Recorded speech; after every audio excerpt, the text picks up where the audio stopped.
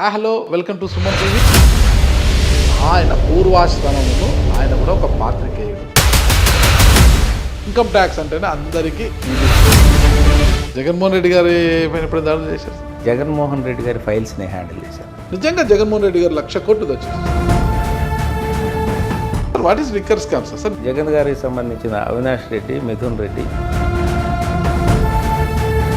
Delhi liquor scam పరిస్థితి ఏంటి sir? Different subject అది. ఇక్కడ పూల వర్షం ఉంటుంది, రాళ్ల దెబ్బలు ఉంటాయి. మా రాధయ్య ప్రపోజ్ చేశాడు, మీరు ఆయనతో మాట్లాడి సీటు తెచ్చుకోండి మీ క్యాలిబర్తో, మిగతా ఎలక్షనీరింగ్ నేను చేస్తాను. రాజకీయ నాయకుడిగా ఉంటే కొడుకు ఆస్తుపాస్తులకు కస్టోడియన్గా ఉండొచ్చు. తెలుగుదేశం పార్టీని ఎందుకు ఎంచుకున్నారు? 2014లో మనం ఎందుకు చంద్రబాబు నాయుడు అనుకున్నామంటే సమర్థవంత నాయకుడు ఈయన, 5 ఏళ్లలో ఈయన ఏం చేయలేదని వాడు కొట్టేశారు. ఈయన వచ్చి మా చిన్నాన్నను చంపాడు అనగానే ఆయనే చంపేసి ఈయన మీద పెడితే జాలి పడిపోయాం, పవర్ ఇచ్చేసాం. What is happening now? CM గారు మన పూతలపట్టు మీటింగ్లో వచ్చి చంద్రబాబు నాయుడు గారి టీం అంతా నాలుగు ఒకలే అని ఒకటి ఇచ్చేసాడు స్టేట్మెంట్. వెరిఫై చేసుకొని మాట్లాడండి సీఎం గారు, కరెక్ట్ యువర్ సెల్ఫ్ అని నేను చెప్తున్నాను. ఈ దేశాన్ని ఒక టైంలో దశ దిశ నిర్దేశం ఇచ్చిన వ్యక్తి, ఈ దేశ ఆర్థిక వ్యవస్థకి మేజర్ కాంట్రిబ్యూటరు. డీసెంట్రలైజేషన్ ఆఫ్ పవర్ ఎక్కడ ఉంది? ప్రజల వద్దకే పాలన ఎవరి దగ్గర వచ్చిందండి? ఇప్పుడు వాలంటీర్ వ్యవస్థను తీసుకొచ్చింది జగన్ గారు అంటున్నారు కదా సార్. ఇదే కుంటు వ్యవస్థ. 5,000 రూపాయలతో ఊడికం చేయించుకుంటాం అని నేను అంటున్నాను.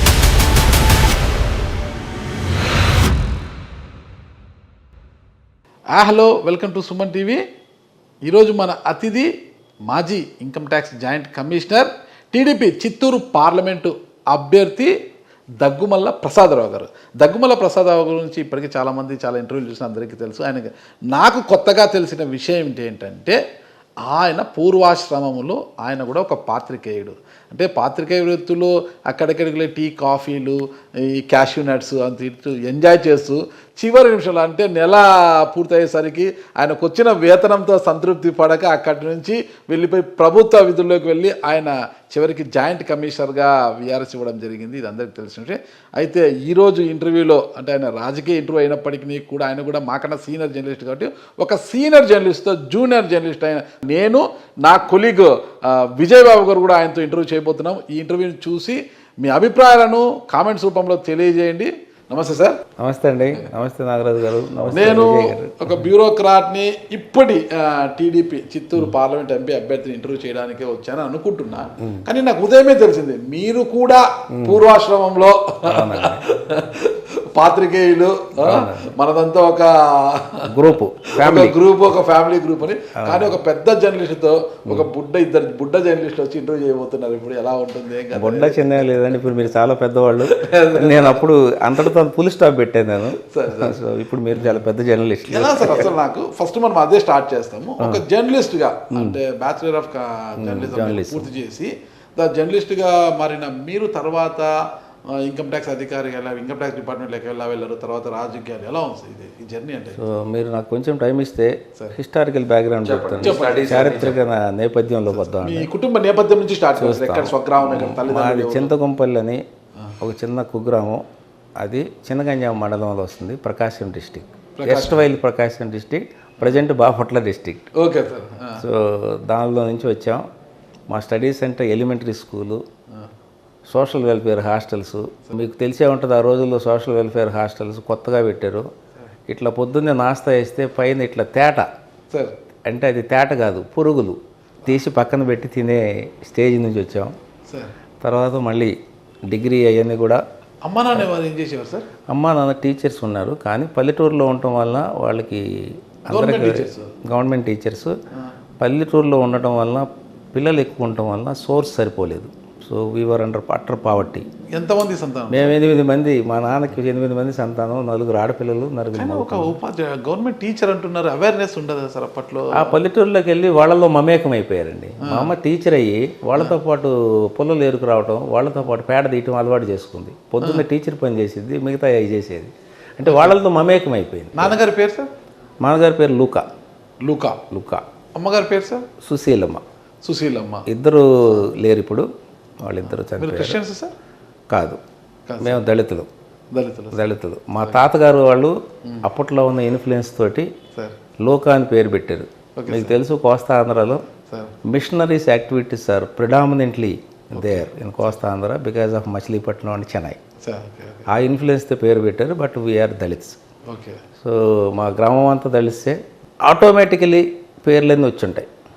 And religion is a personal opinion. Sir Dalit is the status. మీరెన్నో సంతానం సార్? నేను లాస్ట్ అండి, 7వ సంతానం. నా తర్వాత ఇంకొక పాప ఉంది. She MDO.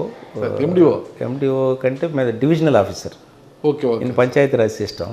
ఓకే నేనే 7వ వ్యక్తిని.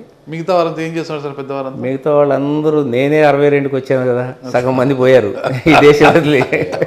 ఇంకో 4-5 ఉన్నాం.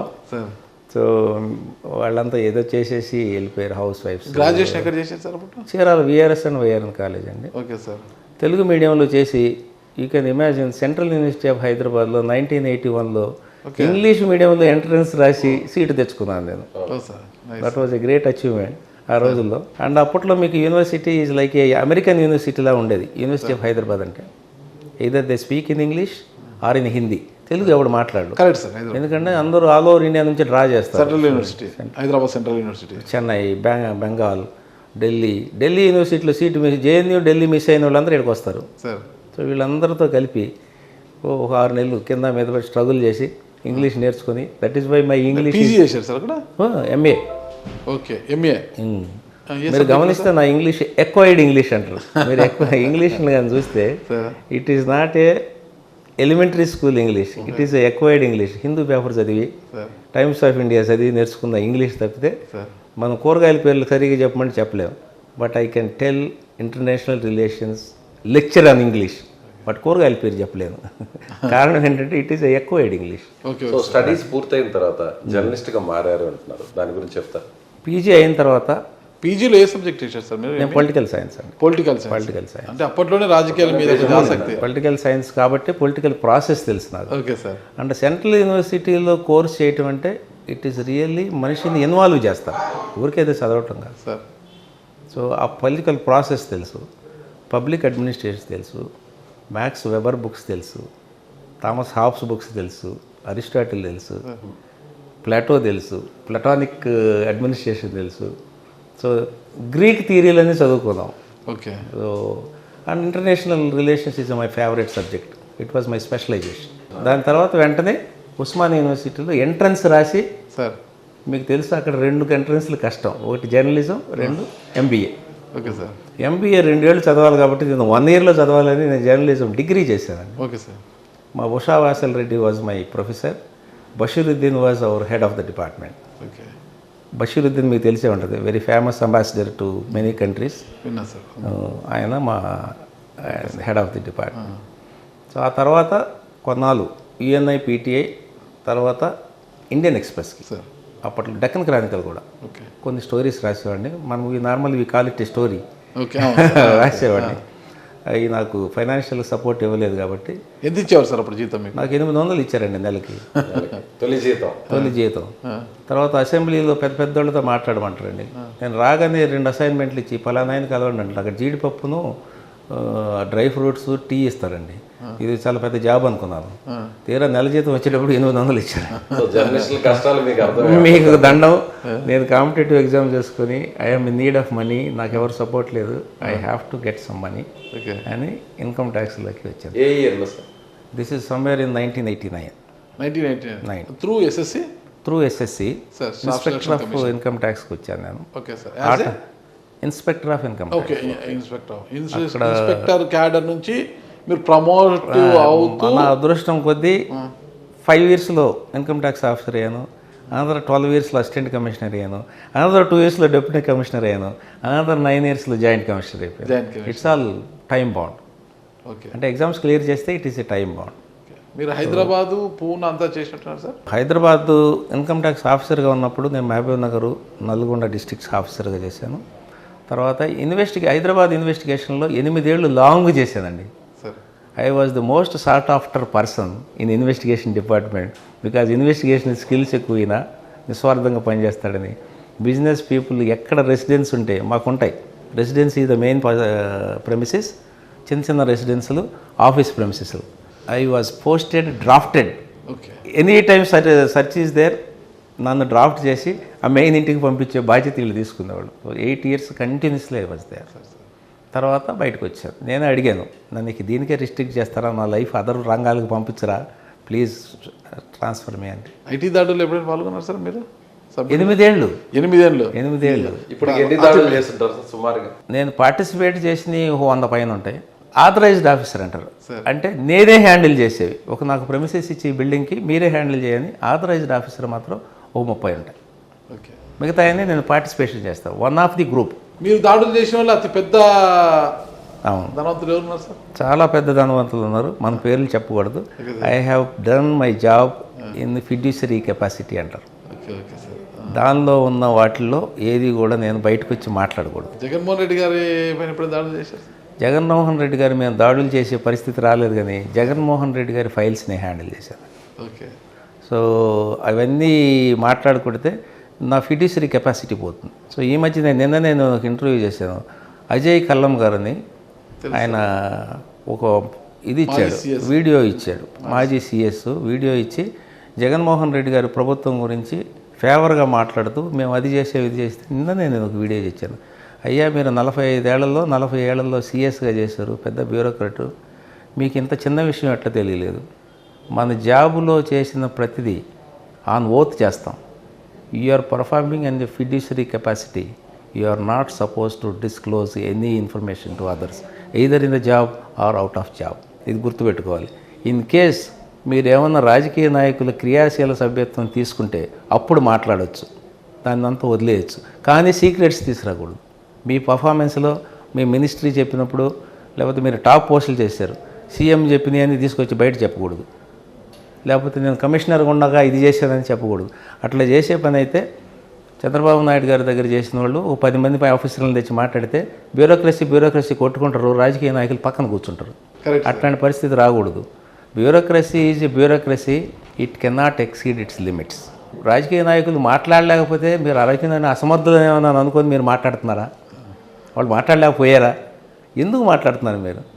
తప్పండి, please don't talk like this. లేకపోతే మీరు మాట్లాడితే బ్యూరోక్రసీ కొట్టుకుందాం. You are exceeding your limits. బ్యూరోక్రసీలో లిమిట్స్ ఎక్సీడ్ అయిన వాళ్ళందరి పరిస్థితి మనం పేర్లు చెప్పుకోకుండా చూస్తే ఏ గతి పట్టారో తెలుసు. అరెస్ట్ అయ్యారు, హెల్త్ ప్రాబ్లమ్స్ వచ్చినాయి, ఇంతవరకు బయటపడలేదు ఒక్కళ్ళు కూడా. రాజశేఖర రెడ్డి గారి హయాంలో జరిగిన నష్టానికి అందరూ కెరీర్లంతా నాశనం అయిపోయి ఇంకా కేసులు నడుస్తున్నాయి. అట్లాంటి పరిస్థితి తెచ్చుకోవద్దు. Don't indulge in this kind of thing. Let us separate bureaucracy, separate political supremacy. ఏది లేదన్నా this is a democratic country. Political leader ఎడ్యుకేటెడా అన్ఎడ్యుకేటెడ్ అనేది సంబంధం లేకుండా they are the rulers. You are just executors. If you limit that execution then you land up in trouble. Sir చిన్న ప్రశ్న అడగకూడదు కానీ నాకు క్యూరియాసిటీ అడుగుతున్నా. ఇప్పుడు జగన్మోహన్ రెడ్డి గారి నుంచి 1,00,000 కోట్లు దోచేశాడు అంటుంటారు కదా సార్ అందరూ కూడా, రాజకీయ నాయకులు అందరూ కూడా. ఇప్పుడైతే మీరు ఆయన ఫైల్స్ నేను చూశాను అంటున్నారు కదా సార్, నిజంగా జగన్మోహన్ రెడ్డి గారు 1,00,000 కోట్లు దోచేశారు? నేను ఇప్పుడే చెప్పాను, నేను ఆ ఫైల్స్ హ్యాండిల్ చేయడంలో నా capacity as a deputy commissioner, fiduciary capacity, I'm not suppose to divulge any information regarding that. నేను అందుకే ఇంతవరకు టీడీపీలో నేను ఎంపీ సీట్ అభ్యర్థి తీసుకున్నా కూడా ఆ విషయాలు మాత్రం సక్సెస్ఫుల్గా మాట్లాడను.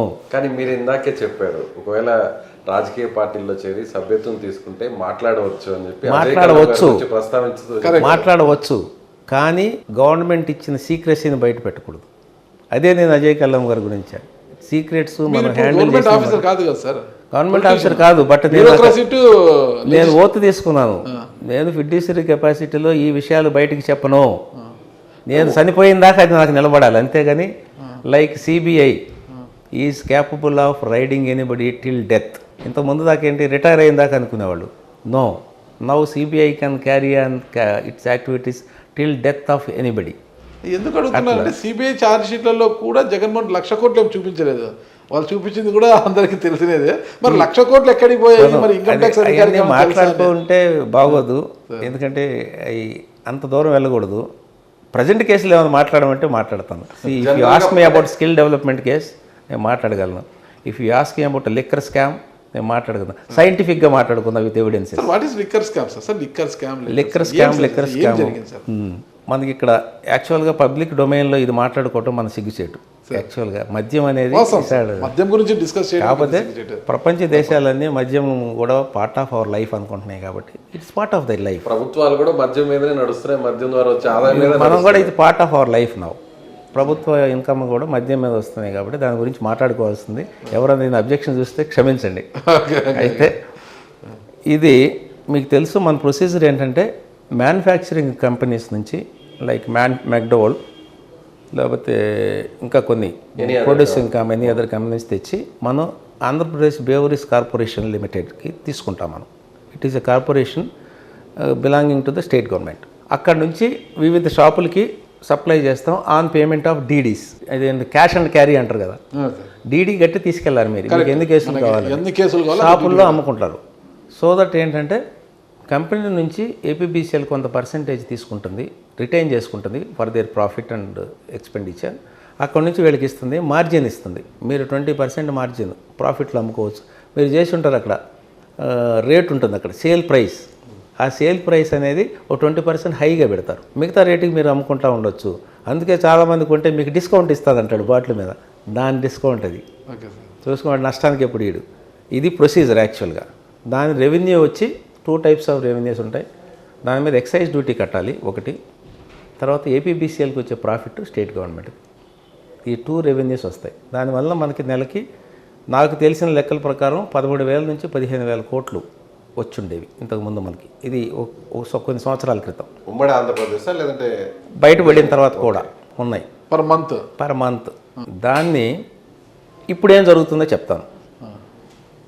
Liquor manufacturing companies are taken over by certain people, ruling పార్టీలో ఉన్న పీపుల్. పేర్లు చెప్పుకోవడం అంత మంచిది కాదు. ఎందుకు సార్ ఇప్పుడు మీరు బ్యూరోక్రాట్ కాదు సార్, ఇప్పుడు పొలిటీషియన్ గా మాట్లాడుతున్నారు. కంపెనీ ఓతు దీని మీద అయితే ఓతు తీసుకోలేదు. లేదు, మాట్లాడచ్చు సార్, చెప్పండి. అయితే చెప్తాను. జగన్ గారికి సంబంధించిన అవినాష్ రెడ్డి, మిథున్ రెడ్డి వీళ్ళందరూ దాన్ని తీసుకున్నారు. తీసుకొని వాళ్ళిద్దరేనా సార్? ఇంకా చాలా మంది ఇంకా డైరెక్టర్స్ ఉంటారు. మెయిన్గా వీళ్ళు తీసుకున్నారు, వీళ్ళిద్దరు. దానిలో మ్యానుఫ్యాక్చరింగ్ ప్రాసెస్ తెలిస్తే మీరు ఒకసారి చెప్పండి నాకు ఐడియా. లిక్కర్ మ్యానుఫ్యాక్చరింగ్ ప్రాసెస్ ఏంటంటే, లిక్కర్ మ్యానుఫ్యాక్చరింగ్ ప్రాసెస్ ఏంటంటే మనకు బ్రిటిషర్స్, యూరోపియన్స్ నేర్పించిన పద్ధతి ఏంటంటే మనుషులకి హామ్ జరగకుండా ఈ మద్యం ఇంటాక్సికేషన్ ఎలా చేయాలి అనే దానికోసం బార్లీ, వీట్, తర్వాత spirit is natural spirit which comes out of molasses of sugar mills. దానికి ఒక కంపెనీ ఉంటుంది స్పిరిట్ చేసేది. ఇంత బాటిల్ రావడానికి పెద్ద మొలాసిస్ కావాలి.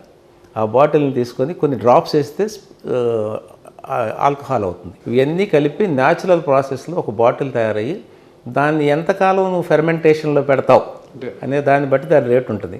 మనం చూస్తాం స్కాట్లాండ్లో scotch 18 years old, 24 years old అని. దాన్ని బట్టి రేటు పెరుగుతుంటుంది. ఆ ప్రాసెస్ తీసేసి వీళ్ళు చీప్ లిక్కర్, కెమికల్స్ వాడిన లిక్కర్ని తీసుకొస్తున్నారు. న్యాచురల్ ప్రాసెస్ తీసేశారు. ఇమీడియట్ గెయిన్స్ తీసుకొని ప్రజల్లోకి వదిలేరు. ఎట్లా వదిలేరు? సేమ్ ప్రాసెస్ మళ్ళీ ఏపీబీసీఎల్కి రావాలి, ఏపీబీసీఎల్ నుంచి గవర్నమెంట్ షాప్స్కి రావాలి. అంటే కంపెనీ అనుమతితోనే ఇవన్నీ చేస్తున్నారా? ఏదండి, ఇప్పుడు ఆల్ బ్రాండ్స్ అన్ని కూడా కనిపిస్తున్నాయి కదా. సో కంపెనీ హెడ్ సీల్డే కదా, కంపెనీలో టేక్ ఓవర్ చేశారు, బ్రాండ్స్ని తీసేశారు.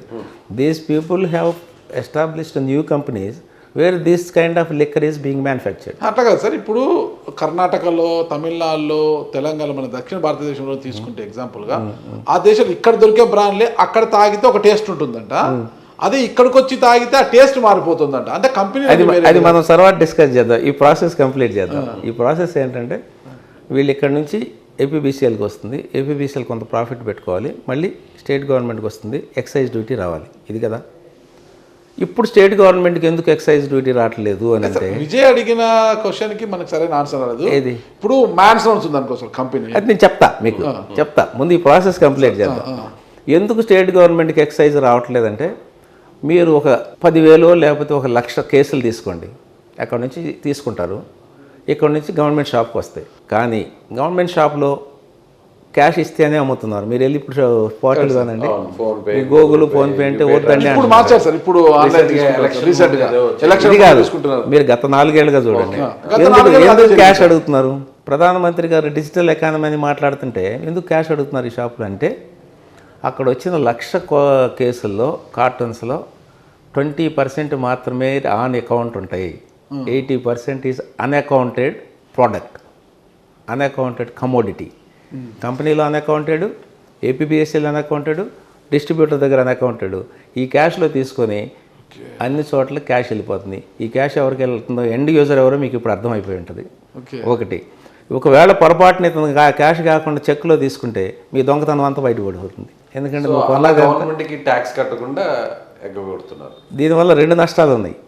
ఒకటి, గవర్నమెంట్కి రావాల్సిన ఎక్సైజ్ డ్యూటీ రావట్లేదు. ఈ డబ్బు అక్రమార్కుల చేతుల్లోకి వెళ్తుంది. అది మళ్ళీ ఎలక్షన్లో వాడుతున్నారు, చెత్తగా వాడేస్తున్నారు. క్యాష్ క్రియేషన్ అయిపోయింది. తర్వాత ప్రజల యొక్క ఆరోగ్యం ఏంటండి? మీకు స్టాటిస్టిక్స్ ఉన్నాయా? గత 5 ఏళ్లలో 30,000 మంది లివర్ అండ్ కిడ్నీ సమస్యలతో చనిపోయారు. There are statistics in the health department.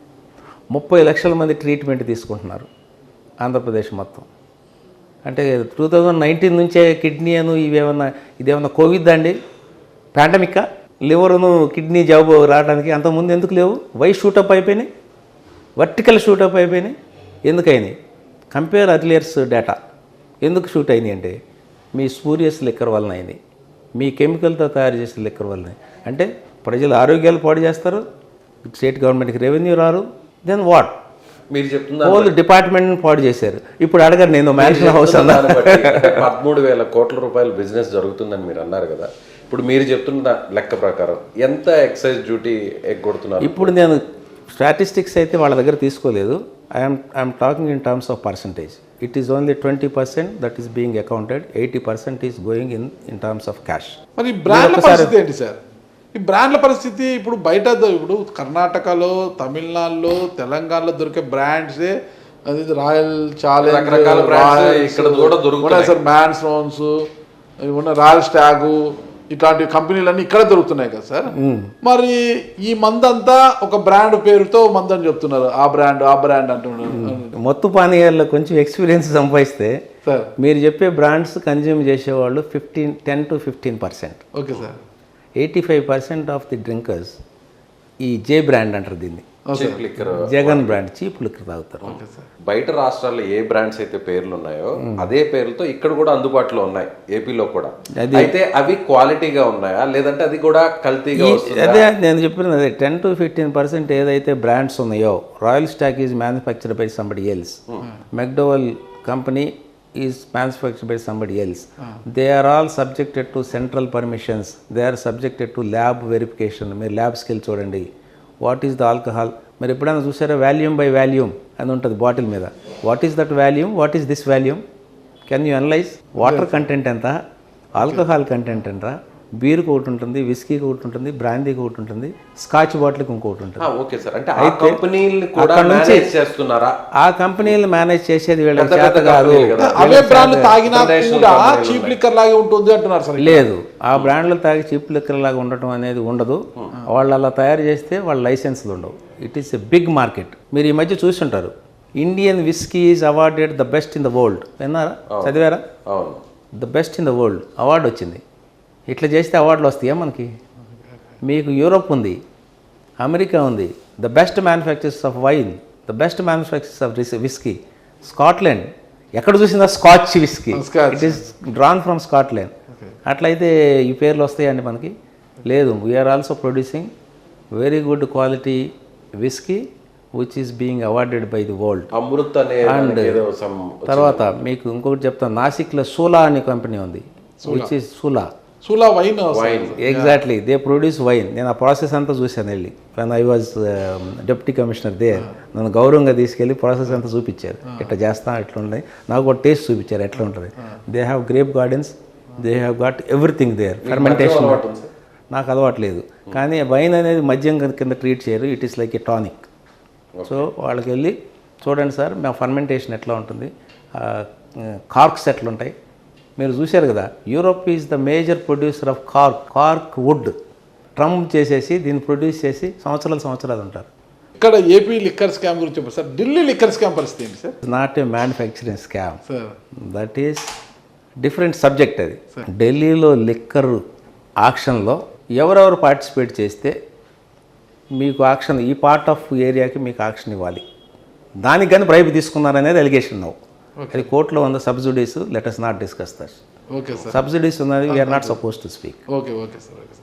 అయితే ఓకే, మీరు ఇంకా ఈ స్కాముల గురించి, లిక్కర్ గురించి చాలా చెప్పండి, మీరు ఏదైనా చెప్పండి. ఓకే, మరి ఒక income tax inspector of income tax స్థాయి నుంచి జాయింట్ కమిషనర్ అంటే మీరు promotive IRS confirmed IRS 2008 batch confirmed IRS, చాలా హ్యాపీ సార్. మరి ఇంత మంచి హోదాలో ఒక జాయింట్ కమిషనర్ హోదాలో ఉన్న మీరు ఉన్నట్టుండి 2019లో బీఆర్ఎస్ ఇచ్చి ఒక్కసారిగా వ్యాపారాల వైపు రాధే కన్స్ట్రక్షన్స్, అప్పటికే మీ కుమారుడు రాధే కన్స్ట్రక్షన్ పెట్టి భారీగా ఆర్జించారు, బాగా ఒక పెద్ద స్థాయికి వెళ్ళిపోయింది కన్స్ట్రక్షన్. దాంట్లో మీరు కూడా ఒక స్టేక్ హోల్డర్గా ఉండిపోయారు మీరు. మరి ఆ వ్యాపార రంగం వైపు ఎందుకు వచ్చారు? ఒక మంచి హోదా. అసలు చెప్పాలంటే ఉన్న శాఖల్లో ఇన్కమ్ ట్యాక్స్ అంటేనే అందరికీ ఇది, ఎవరికైనా ఎంత పెద్ద అధికారికైనా పొలిటీషియన్కైనా సరే, పెద్ద అధికారికైనా సరే, మీ పై ఉన్న అధికారికైనా ఇదే ఇన్కమ్ ట్యాక్స్ పేరు చెప్తే అది ఎప్పుడు దాడి చేస్తున్న అడ్వాంటేజ్ ఏంటంటే పోలీస్ కన్నా భయపడరు కానీ సార్ ఇన్కమ్ ట్యాక్స్ భయపడతారు. ఎందుకంటే చాలా కష్టపడి సంపాదించిన కష్టపడటమో తర్వాత దొడ్డిదారిలోనూ వచ్చిన డబ్బుల్ని వీళ్ళు తీసుకెళ్ళిపోతారు. మీకు తెలుసు, the pain of losing money is more than the pain of hitting. అందుకని భయపడతారు. సరే సార్, తీసుకెళ్తారు కదా సార్. ఇన్కమ్ ట్యాక్స్ అంత పారదర్శకంగానే ఉంటారు సార్. ఇన్కమ్ ట్యాక్స్ అధికారులు కూడా చాలా పారదర్శకంగా ఉంటారు. దాడులు చేసిన ప్రతి రూపాయిని కూడా లెక్కలో చూపిస్తారండి. ప్రాసెస్ చాలా స్ట్రిక్ట్ గా ఉంటుందండి. మీరు అందరూ అంటారు ఇది ఉండదు సార్, గైడెడ్ రైడ్లని. ఏడన్నా 100లో 1-2 ఉంటాయి, కానీ ఒక సెర్చ్ చేయడానికి మాకు 6 months పడుతుంది. అండ్ వారెంట్ సైనింగ్ అంటారు, దాన్ని సైన్ చేయడానికి సాటిస్ఫై చేయాలి ఆయన, పెద్ద ఆయన్ని. నేను ఎందుకు ఇది చేస్తున్నాను, దీనివల్ల మనకు వచ్చే రెవెన్యూ ఏంటని. ఇవన్నీ చేయాలంటే 6 నెలలు పడుతుంది. సమ్ టైమ్స్ నేను అంతా డెవలప్ చేసిన తర్వాత ఆయన అమెరికా వెళ్ళిపోతాడు. ఓ 3 నెలలు టూరో, ఒక 6 నెలలు పిల్లల దగ్గర ఉందామని వెళ్తాడు. కాదు, ఎవరి మీద అయితే చేస్తున్నాం ఆయన, మా పర్పస్ రాదు. 6 నెలలు వెయిట్ చేస్తాం. అది కూడా తెలిసిపోతుంది మనకి. సార్ ఈయన లేడు ఇప్పుడు, let us not execute this, let him come. ఆయన వచ్చిన తర్వాత చేద్దామని 6 months తర్వాత మళ్ళీ సేమ్ ఎక్సర్సైజ్ ఇట్లాంటి చేసి మళ్ళీ మొత్తం తీసుకొని సెర్చ్ చేస్తారు. మీరు దర్శకున్న పారదర్శకత ఖచ్చితంగా ఉంటుంది. ఎంత కూడా లోపం జరిగితే ఉద్యోగాలు వెళ్ళిపోతాయి. ఓకే సార్, ఎవడు ఉద్యోగం ఉండదు. పెద్ద పెద్ద డబ్బున్న బడాబాబులు మెయింటైన్ చేయరు సార్ ఇన్కమ్ ట్యాక్స్ అధికారులని. నో, ఏదో దొరికింది నువ్వు ఇంత తీసుకొని. ఈ ప్రాసెస్లో it's a group activity. Okay, ఇప్పుడు నేను ఒక ఇంటికి 15 మంది టీంతో వెళ్తాను. అక్కడికి పోయి మీలాంటి వాళ్ళు వస్తే అయ్యా ఇది వదిలేసి నేను డబ్బులు ఇస్తానంటే it's a matter of career, it is matter of integrity. Nobody will do that. ఎవడన్నా ఒక్కడు చేస్తే he will be banned from such teams. నువ్వు రావద్దు, ఇంకా ఇటు డ్యూటీ చేయొద్దని పనిచేస్తారు. శాఖల్లో మీ మనుషులు ఉంటారు సార్? అన్ని శాఖల్లో మా మనుషులు ఉంటారు. మా మనుషులు అన్ని శాఖలకు వెళ్ళి చూసుకుంటారు. మా సోర్స్ ఏంటంటే మ్యాగజైన్స్. తర్వాత ఇంతకుముందు మేము ఇన్ఫార్మెంట్స్ మీద ఆధారపడేవాళ్ళం. ఇప్పుడు సిస్టమ్ తగ్గిపోయింది. మా ఇన్వెస్టిగేషన్ క్యాపబిలిటీస్, మా ఇన్వెస్టిగేషన్ ఎంక్వైరీల ద్వారానే చేస్తాను, ఎక్కువ చేస్తున్నారు. సరే, ఇంత మంచి హోదాలో పనిచేసిన మీరు ఎదుటి వారిని ఎంతటి వారినైనా దడ పుట్టించే ఉద్యోగంలో ఉన్న మీరు ఉన్నట్టుండి ఎందుకు అక్కడ నుంచి ఖద్దరు నేను ఉన్నట్టుండి మన చారిత్రక నేపథ్యం మన మధ్యలో ఆగిపోయింది, జర్నలిజం దగ్గర ఆగిపోయింది. నేను ఉద్యోగం చేస్తూ ఉండగా I showed my self as a integrity ఉన్న ఆఫీసర్గా ఉన్నాను. బ్రహ్మాండం. ఇంకా 3 ఏళ్ళు సర్వీస్ ఉంది. పీక్కి వెళ్ళే టైంలో మా అబ్బాయి 2014-15లో ఒక బిజినెస్ స్టార్ట్ చేశాడు. దాని గురించి కూడా చెప్తాను. డాడీ నేను ఆయన సివిల్ సర్వెంట్ చేయాలని నా కోరిక.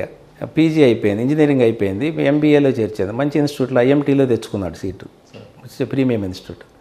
తెచ్చుకున్న వెంటనే ఆయన బుర్ర మారిపోయింది. ఐఎంటీ వాళ్ళు మనుషులను మార్చేసి బిజినెస్ వైపు తిప్పుతారు. అది ఇక్కడ సివిల్ సర్వీస్ ఏం లేదు, you are self reliant, you will provide hundreds of employment, you provide thousands of employment. వాళ్ళది ఏముంది, అది ఇదని వీళ్ళు బుర్ర మార్చేశారు. ఇవి వచ్చేసి కంప్లీట్ చేయగలను daddy, I will do business అన్నాడు. అరే మనం బ్యూరోక్రటిక్ ఫ్యామిలీ, అయ్యేం ఇన్వెస్ట్మెంట్ ఇంటెన్సివ్ అటు చూజ్ చేసుకున్నది కన్స్ట్రక్షను. ఎంత ఇన్వెస్ట్మెంట్ కావాలి, తర్వాత మనకి ఫైనాన్షియల్ సపోర్ట్ కావాలి. మనకి ఎట్లాగో సోషల్ బ్యాక్గ్రౌండ్ బ్యాడ్గా ఉంది, వీఆర్ ఏ షెడ్యూల్ క్యాస్ట్ పీపుల్, బిజినెస్లో నడవదురా, ఇదంతా హై కమ్యూనిటీ ఉన్నది, వాళ్ళు వస్తారు కానీ నేను చూస్తున్నాను అందరినీ. రాజులు సపోర్ట్ చేస్తారు, రెడ్లు సపోర్ట్ చేస్తారు, సోదరులు సపోర్ట్ చేస్తారు. మన గురించి ఎవరు పట్టించుకోర్రా, వెలమలను సపోర్ట్ చేస్తారు ఇన్ హైదరాబాద్, మనకు వద్దురా నాయన అని చెప్తే, లేదు డాడీ లీవ్ మీ ఏ ఛాన్స్, నేను కానీ సక్సెస్ కాకపోతే ఎనీవే మీ మాట వింటాను. నేను పిల్లలకి ఫస్ట్ గొడుగు తీసే వ్యక్తుల్లో నేను ఫస్ట్. 2021 వచ్చిన తర్వాత వాళ్ళకి ఫుల్ ఇండిపెండెన్స్ ఇచ్చి లెట్ దెమ్ గ్రో, నా గైడెన్స్ ఇస్తాను తప్పితే let them grow after graduation అంతే అని చెప్తే పీజీ చేసేసాడు. పీజీ చేసి నేను బిజినెస్ చేస్తాను అన్నాడు. సరే ఓకే, నా హెల్ప్ ఏమైనా ఉంటే చేస్తాను అని అతనే పెట్టాడు కంపెనీ, అతనే డెవలప్మెంట్కి తీసుకున్నాడు. He started a big project, 250 crores project చేశారు. సక్సెస్ అయ్యారా? బ్రహ్మాండంగా సక్సెస్ అయ్యాడు. ఇంకా మధ్యలో ఉండగానే నన్ను అడిగాడు, డాడీ ఇక్కడ స్కోప్ చాలా పెరుగుతుంది, నేను ఫైనాన్స్ అండ్ అకౌంట్స్ మీద వేరే వాళ్ళు సిఎస్ మీద వాళ్ళ మీద ఆధారపడాల్సి వస్తుంది, మీరు ఎన్ని వెల్వర్స్డ్ ఉన్నారు కదా, why don't you come to me join with me అన్నాడు. అరే నా జీతం ఇట్లా ఉంది కదా, నేను ఎట్లా వస్తాను, నా ఇంపార్టెన్స్ ఇదంటే, మీ జీతంకి 5 రెట్లు ఎక్కువ ఇస్తాను డాడీ వచ్చేసేయండి అంటే నా సర్వీస్ ఎంత చేశాను, నా కొడుకు సపోర్ట్ చేయడం తప్పు లేదు కదని రిజైన్ చేసి వచ్చి ఇక్కడ 1 year లీన్ పీరియడ్ తర్వాత జాయిన్ అయ్యాను. లీన్ పీరియడ్ 1 year ఉంటుంది. సో రాధే కన్స్ట్రక్షన్స్ అంటే ఎవరి పేరు సార్? రాధే అనేది మా అబ్బాయి పేరు, ఆయన పేరు మీదే కంపెనీ పెట్టుకున్నాం. సార్ ఎందుకంటే ఆయన పుట్టిన తర్వాత మాకు అంతా కలిసి వచ్చింది, అన్నీ సక్సెస్ఫుల్ వస్తున్నాయి. సార్ ఆయన పేరుతోనే పెడితే సక్సెస్ వస్తుందని ఒక నమ్మకం, అది మూఢనమ్మకం అనేది ఏదన్నా కానీ అది సక్సెస్ అయిపోయింది. సో ఆదాయ పన్ను శాఖ అధికారి కుమారుడి వ్యాపారం అంతా కూడా పన్నులన్నీ కూడా ప్రభుత్వాన్ని సక్రమంగా కడుతున్నారు. నేను వచ్చాను, నన్ను చెప్పనియండి, నేను వచ్చి 1 year తర్వాత ఒక డైరెక్టర్షిప్ తీసుకున్నాను, షేర్ హోల్డింగ్ తీసుకున్నాను. నేను 20% of the business finance and accounts చేస్తున్నాను. 80% is being executed by mister Radhe. Architects, plans, structural plans, consultants, contract closing, material supply, what not అన్నీ ఆయన చూసుకుంటాడు. This company is doing a business with 150 engineers and 1000 labour now. ఆయన నేను అన్నదాన్ని prove చేశాడు. Daddy నేనే employment ఇస్తుంది చేస్తున్నాడు. అలాగే మా డాక్టర్ ఒక ఆమె ఉంది, డి రాజీవ్ అని, ఆమె కూడా వన్ ఆఫ్ ది డైరెక్టర్స్. ఆమె కూడా MSc psychology, she is a specialist in child psychology. ఆమె కూడా ఒక డైరెక్టరు. ఆమె కూడా డిజైన్స్లో గ్రీనరీ పార్ట్లో హెల్ప్ చేస్తుంటుంది వాళ్ళ అన్నయ్యకి. అలాగే వాళ్ళ husband superintendent of police in Telangana పోలీసులో, ఎస్ఐబి ఇన్ఛార్జ్. ఒక డిస్ట్రిక్ట్ కాదు, ఎస్ఐబి ఇన్ఛార్జ్. ఈజ్ స్పెషలైజ్డ్, మీకు తెలిసే ఉంటుంది. Is anti terrorist activities in Telangana. Is heading 1 unit. So అంత ఉన్నారు కాబట్టి నేను వచ్చి జాయిన్ అయ్యాను. అందుకని దాని నుంచి వచ్చాను తప్పితే ప్రాముఖ్యమైన ప్లేస్. దెన్ ఈ 5 ఏళ్ళ తర్వాత నా సర్వీస్ తర్వాత మా రాధయ్య ప్రపోజ్ చేశాడు, మీరు పీక్ టైంలో మీ జాబ్ వదులుకొని వచ్చారు మా కోసం, ఇప్పుడు మీకు ఏమైనా ఎలివేషన్ వస్తే మీ కెరీర్ చూసుకోండి, వీఆర్ ఫైనాన్షియల్లీ కన్సాలిడేటెడ్ అండ్ మీరు అక్కడేం సంపాదించకపోయినా నా దగ్గరకు వచ్చిన తర్వాత మీ ఇన్వెస్ట్మెంట్ డబుల్, ట్రిపుల్, 5 times అయిపోయింది. ఆయన కంపెనీలో ఇన్వెస్ట్ చేసిందే 5 times అయిపోయింది నాకు. సో వాని ప్రభావం అంతా నాకు కూడా వచ్చింది కాబట్టి why don't you try for your elevation in your career. ఎవరంట పడద్దు, if it is comes in your way pick up. Retirement 2019 okay అంటే పికప్ చేయండి. అంటే ఎట్లా అంటున్నానంటే ఎలక్షన్స్ వస్తున్నాయి కదా, మీకు ఏమైనా ఎంపీ సీటు ఛాన్స్ కానీ దొరికితే pick up and get into this. అంటే చాలా రిస్కీ ఉంటుందన్నా, నేను I think I will not be able to do that. అంటే మీరు జస్ట్ ఆయనతో మాట్లాడి సీటు తెచ్చుకోండి మీ క్యాలిబర్తో, మిగతా ఎలక్షనీరింగ్ నేను చేస్తాను. చూస్ చేశారు. నాకు తగినది, నాకు సర్వీస్ చేసే మోటో ఉంది. నేను సర్వీస్ చేసినప్పటి నుంచి, నేను 2089లో ఉద్యోగం చేరినప్పటి నుంచి మాకు ఆధ్యాత్మిక దేవుడు ఒక ఆయన అయితే, ఫిజికల్గా దేవుడు మాకు డాక్టర్ అంబేద్కర్. ఈ డాక్టర్ అంబేద్కర్ కార్డినల్ ప్రిన్సిపల్ ఒకటి ఉంది, pay back to society. Me reservation వాడుకొని వచ్చారు కాబట్టి లుక్ బ్యాక్ టు సొసైటీ, వాళ్ళని ఏమైనా చేయండి అని. దాన్ని పట్టుకొని అప్పటి నుంచి నేను విలేజెస్లో, మండల్స్లో ఎక్కడ సాధ్యమయ్యేటప్పుడు కమ్యూనిటీ హాల్స్, లైబ్రరీస్, షెల్టర్స్, తర్వాత వాళ్ళకి సోర్స్ ఆఫ్ ఇన్కమ్ క్రియేట్ చేయటం అట్లా తీసుకొచ్చి ట్రైన్ చేసి జాబుల్లో పెట్టి ఇవన్నీ చేస్తూ వస్తున్నాను. ఇవన్నీ రాధే పెరుగుతూ చూశాడు. చూసి మీరు ఎట్ లార్జ్ మనం ఎంత చేస్తాం, కంపెనీ పెట్టినాక కూడా సిఎస్ఆర్ ఫండ్స్ కానీ మా సొంత ఫండ్స్ కానీ బాగా ఇంప్రూవ్ చేసాం. కానీ గవర్నమెంట్ ప్లాట్ఫామ్ వాడుకొని లార్జ్ స్కేల్లో చేస్తే మీలాంటి వ్యక్తులు సొసైటీకి బాగుంటుంది, మీరు చూడండి, కష్టం అనుకోకండి, మీరు జస్ట్ వెళ్ళండి, మీ కష్టాన్ని నేను చూస్తాను. Electioneering, I will apply election engineering, I will apply scientific election, చూద్దాం గెలిస్తే మీరు మీ active life another 10 years 15 years ఉందని మీరు అనుకుంటే ఈ 15 years సమాజానికి ఇచ్చేయండి. ఎందుకంటే మనం అక్కడి నుంచే వచ్చాం. మేము ఈరోజు 2000 crores టర్న్ చేస్తున్నదంటే అక్కడి నుంచి వచ్చిందే. ఏది సోషల్ వెల్ఫేర్ ఆఫీసుల్లో మీరు పురుగులు తీసేసి తిన్న దగ్గర నుంచి వచ్చిందే మాకు. కానీ మాకేం ఇక్కడ మేము అట్లా ఫీల్ అవ్వం. ఇండిపెండెంట్గా కాదు, బిఆర్ అంబేద్కర్ బ్లెస్సింగ్స్ అని మేము అనుకుంటాం. ఆధ్యాత్మిక దేవుడు ఉన్న ఆయన బ్లెస్సింగ్స్ ఎలాగో తీసుకుంటాం. ఇవి జరుగుతాయి కాబట్టి మీరు చేయండి, మీ బాధ్యత నేను తీసుకుంటాను. ఆయన అక్కడ ఇన్ఛార్జీలను అందరిని పెట్టేసి ఈజ్ వర్కింగ్ హియర్. నేను మాత్రం ఎందుకు ఎంచుకున్నారు రాజకీయాలు? తెలుగుదేశం పార్టీనే ఎంచుకోవడానికి మూల కారణం చంద్రబాబు నాయుడు గారు. చంద్రబాబు నాయుడు గారిని నేను 2000 నుంచి అబ్జర్వ్ చేస్తున్నాను. 2 principles నాకు బాగా నచ్చినాయి. విజన్ 2020. ఏ వ్యక్తి ఈ దేశంలో 20 years ముందు ఊహించి సాఫ్ట్వేర్ ఇండస్ట్రీ, ఈ ప్రపంచం ఆర్థిక వ్యవస్థ సాఫ్ట్వేర్ ఇండస్ట్రీ మీద ఆధారపడబోతుంది, హార్డ్వేర్ ఇండస్ట్రీ మీద ఆధారపడబోతుందని ఊహించిన వ్యక్తి చంద్రబాబు నాయుడు గారు. ఆ విషయం మీరు యాక్సెప్ట్ చేస్తారా? ఇప్పుడు మనం ఆల్రెడీ దూరం వచ్చాం కాబట్టి 2020 దాటాం కాబట్టి ఆయన చూసిన విజన్లో ఇంప్లిమెంటేషన్ ఉంది అనే విషయాన్ని మీరు సర్టిఫై చేస్తారా? నేనైతే సర్టిఫై చేస్తాను. ఎందుకంటే కొన్ని లక్షల కుటుంబాలు ఎంప్లాయ్మెంట్ వచ్చింది. పల్లెటూరులో ఇంజనీరింగ్ చేసిన వాళ్ళకి ఇంగ్లీష్ మాట్లాడడం రానాడు కూడా అమెరికాలో జాబ్ వచ్చి my package is 1 crore rupees per annum అని చెప్తున్నాడు. ఎవరు ఎఫర్ట్ అంటారు? చంద్రబాబు నాయుడు గారి ఎఫర్ట్.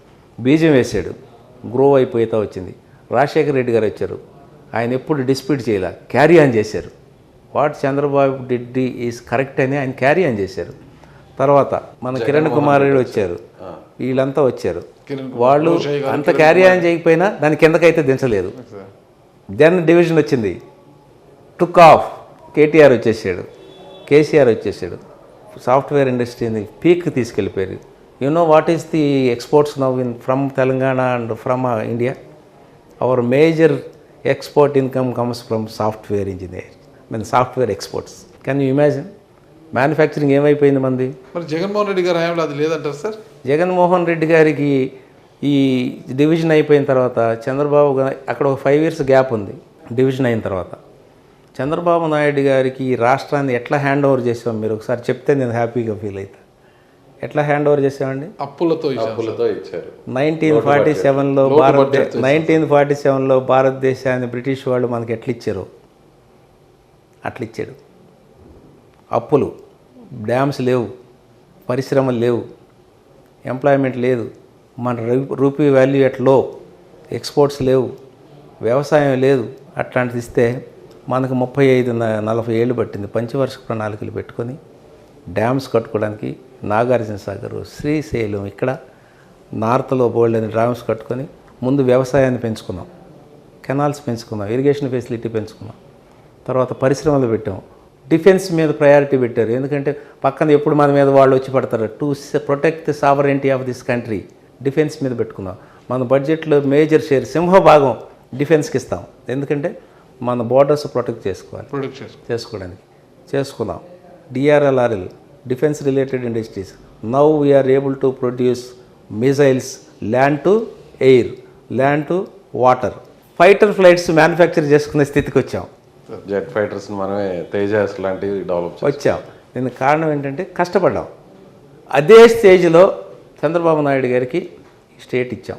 ఎందుకు ఆయన్ని ఎన్నుకున్నామండి? అప్పటికే జగన్ గారు బతిమలాడుతున్నాడు కదా, మా నాన్న చచ్చిపోయాడు, నా మీద దయ చూపించండి, లేకపోతే నీ చేతులు పట్టుకుంటాను, స్పర్శతో చేస్తానని పట్టుకున్నాడు కదా. 2014లో ఎందుకని మనం ఇవ్వలేకపోయాం? తప్పు అంటలేదు. 2014లో మనం ఎందుకు చంద్రబాబు నాయుడిని ఎన్నుకున్నాం అంటే సమర్థవంత నాయకుడు ఈయనకి అనుభవం లేదు, ఇట్లాంటి క్రిటికల్ పొజిషన్లో ఈయనకి ఇస్తే మనకు అవుతుందని ఆయన ప్రూవ్ చేశాడు. ఫండింగ్ లేకపోయినా రాజధానికి ప్లాన్ చేశాడు, ప్లాన్స్ తీసుకొచ్చాడు. సింగపూర్ అన్నాడు, జపాన్ అన్నాడు, పకడ్బందమైన ప్లాన్ తీసుకొచ్చారు. దాన్ని ఎగతాళి చేయటం తప్పితే మన కాంట్రిబ్యూషన్ ఏమైనా ఉందా? మన రాష్ట్రంలో ఏ రాష్ట్రమైనా సరే రాజధాని కొత్తగా ఏర్పడాలంటే సహజమైన గ్రోత్ తప్పించి, లైక్ హైదరాబాద్ సహజమైన గ్రోత్ కాకుండా డ్రాప్ లాగా పెట్టాలంటే ఎంతకాలం పడుతుందండి? ప్లాన్స్కే 5 years నుంచి 6 years పడుతుంది. కన్స్ట్రక్షన్ స్టార్ట్ చేస్తే ఇన్ఫ్రాస్ట్రక్చర్ డెవలప్ చేసి గవర్నమెంట్ బిల్డింగ్స్ చేయడానికి 20 to 25 years పడుతుంది. Did we wait for that? కానీ అమరావతి లాంటి రాజధాని కట్టాలంటే లక్షల కోట్లు కావాలి. ఆల్రెడీ డెవలప్డ్ అయిన did we wait for that? అన్నీ రెడీ చేసుకున్నాం, రోడ్లు వేసేసాం, స్టార్ట్ చేయబోతున్నాం. మన షార్టెడ్నెస్ స్థాయిని వాడుకుంటాం. అండ్ ప్రపంచంలో మీకు తెలిసి ఏదన్నా ఒక సిటీ, ఒక ఎగ్జాంపుల్ తీసుకుందాం. ఇట్లా క్యాపిటల్ సిటీ కడదాం, ఇట్ ఈస్ నాట్ ఏ సహజమైన గ్రోత్ కాదు, కడదాం అన్నది ఒకటి చెప్పండి మీరు. It is Madrid. స్పెయిన్లో ఉన్న మ్యాడ్రిడ్ అని చూసారా?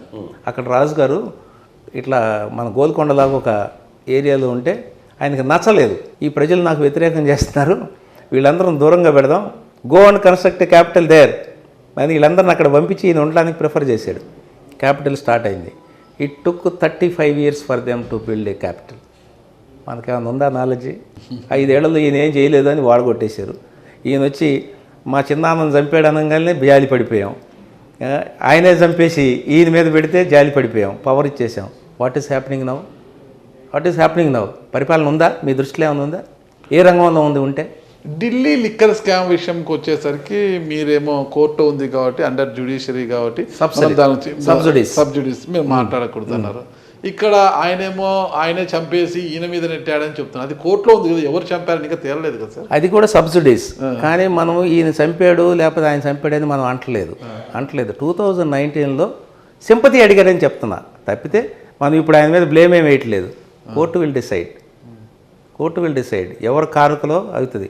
అయినా కూడా ఒక ముఖ్యమంత్రి గారి సొంత బాబాయ్ చనిపోతే ఇన్వెస్టిగేషన్ 5 ఏళ్ళు పడుతుందండి. ఎక్కడ ఉందా? సిబిఐ చేతిలో ఉంది కదా ప్రజెంట్ సిబిఐ చేతిలో ఉంది కదా. కుంటి సాకులండి. సిబిఐ చేతిలో ఉంటే ఛార్జ్షీట్ ఫైల్ చేయడం, సత్యం స్కామ్లో ఎన్నాళ్ళు ఛార్జ్షీట్ ఫైల్ చేసామండి మనం. ఈడీ అను సిబిఐ పెద్ద స్కామ్లు ఎన్నాళ్ళు ఫైల్ చేసామండి. మీరు చెప్పండి, లిక్కర్ స్కామ్లో ఎంతమంది అరెస్ట్ చేసామండి? ఇప్పుడు ఎంత డ్యూరేషన్లో చేసాం చెప్పండి. కరెక్ట్. కసపని ఎన్నాళ్ళలో మనం డిసైడ్ చేసాం. ఇక్కడ వైఫల్యం సిబిఐ అంటారా, లేదంటే సిబిఐ పైన రాష్ట్ర ప్రభుత్వం ఒత్తిడి ఉందంటారా?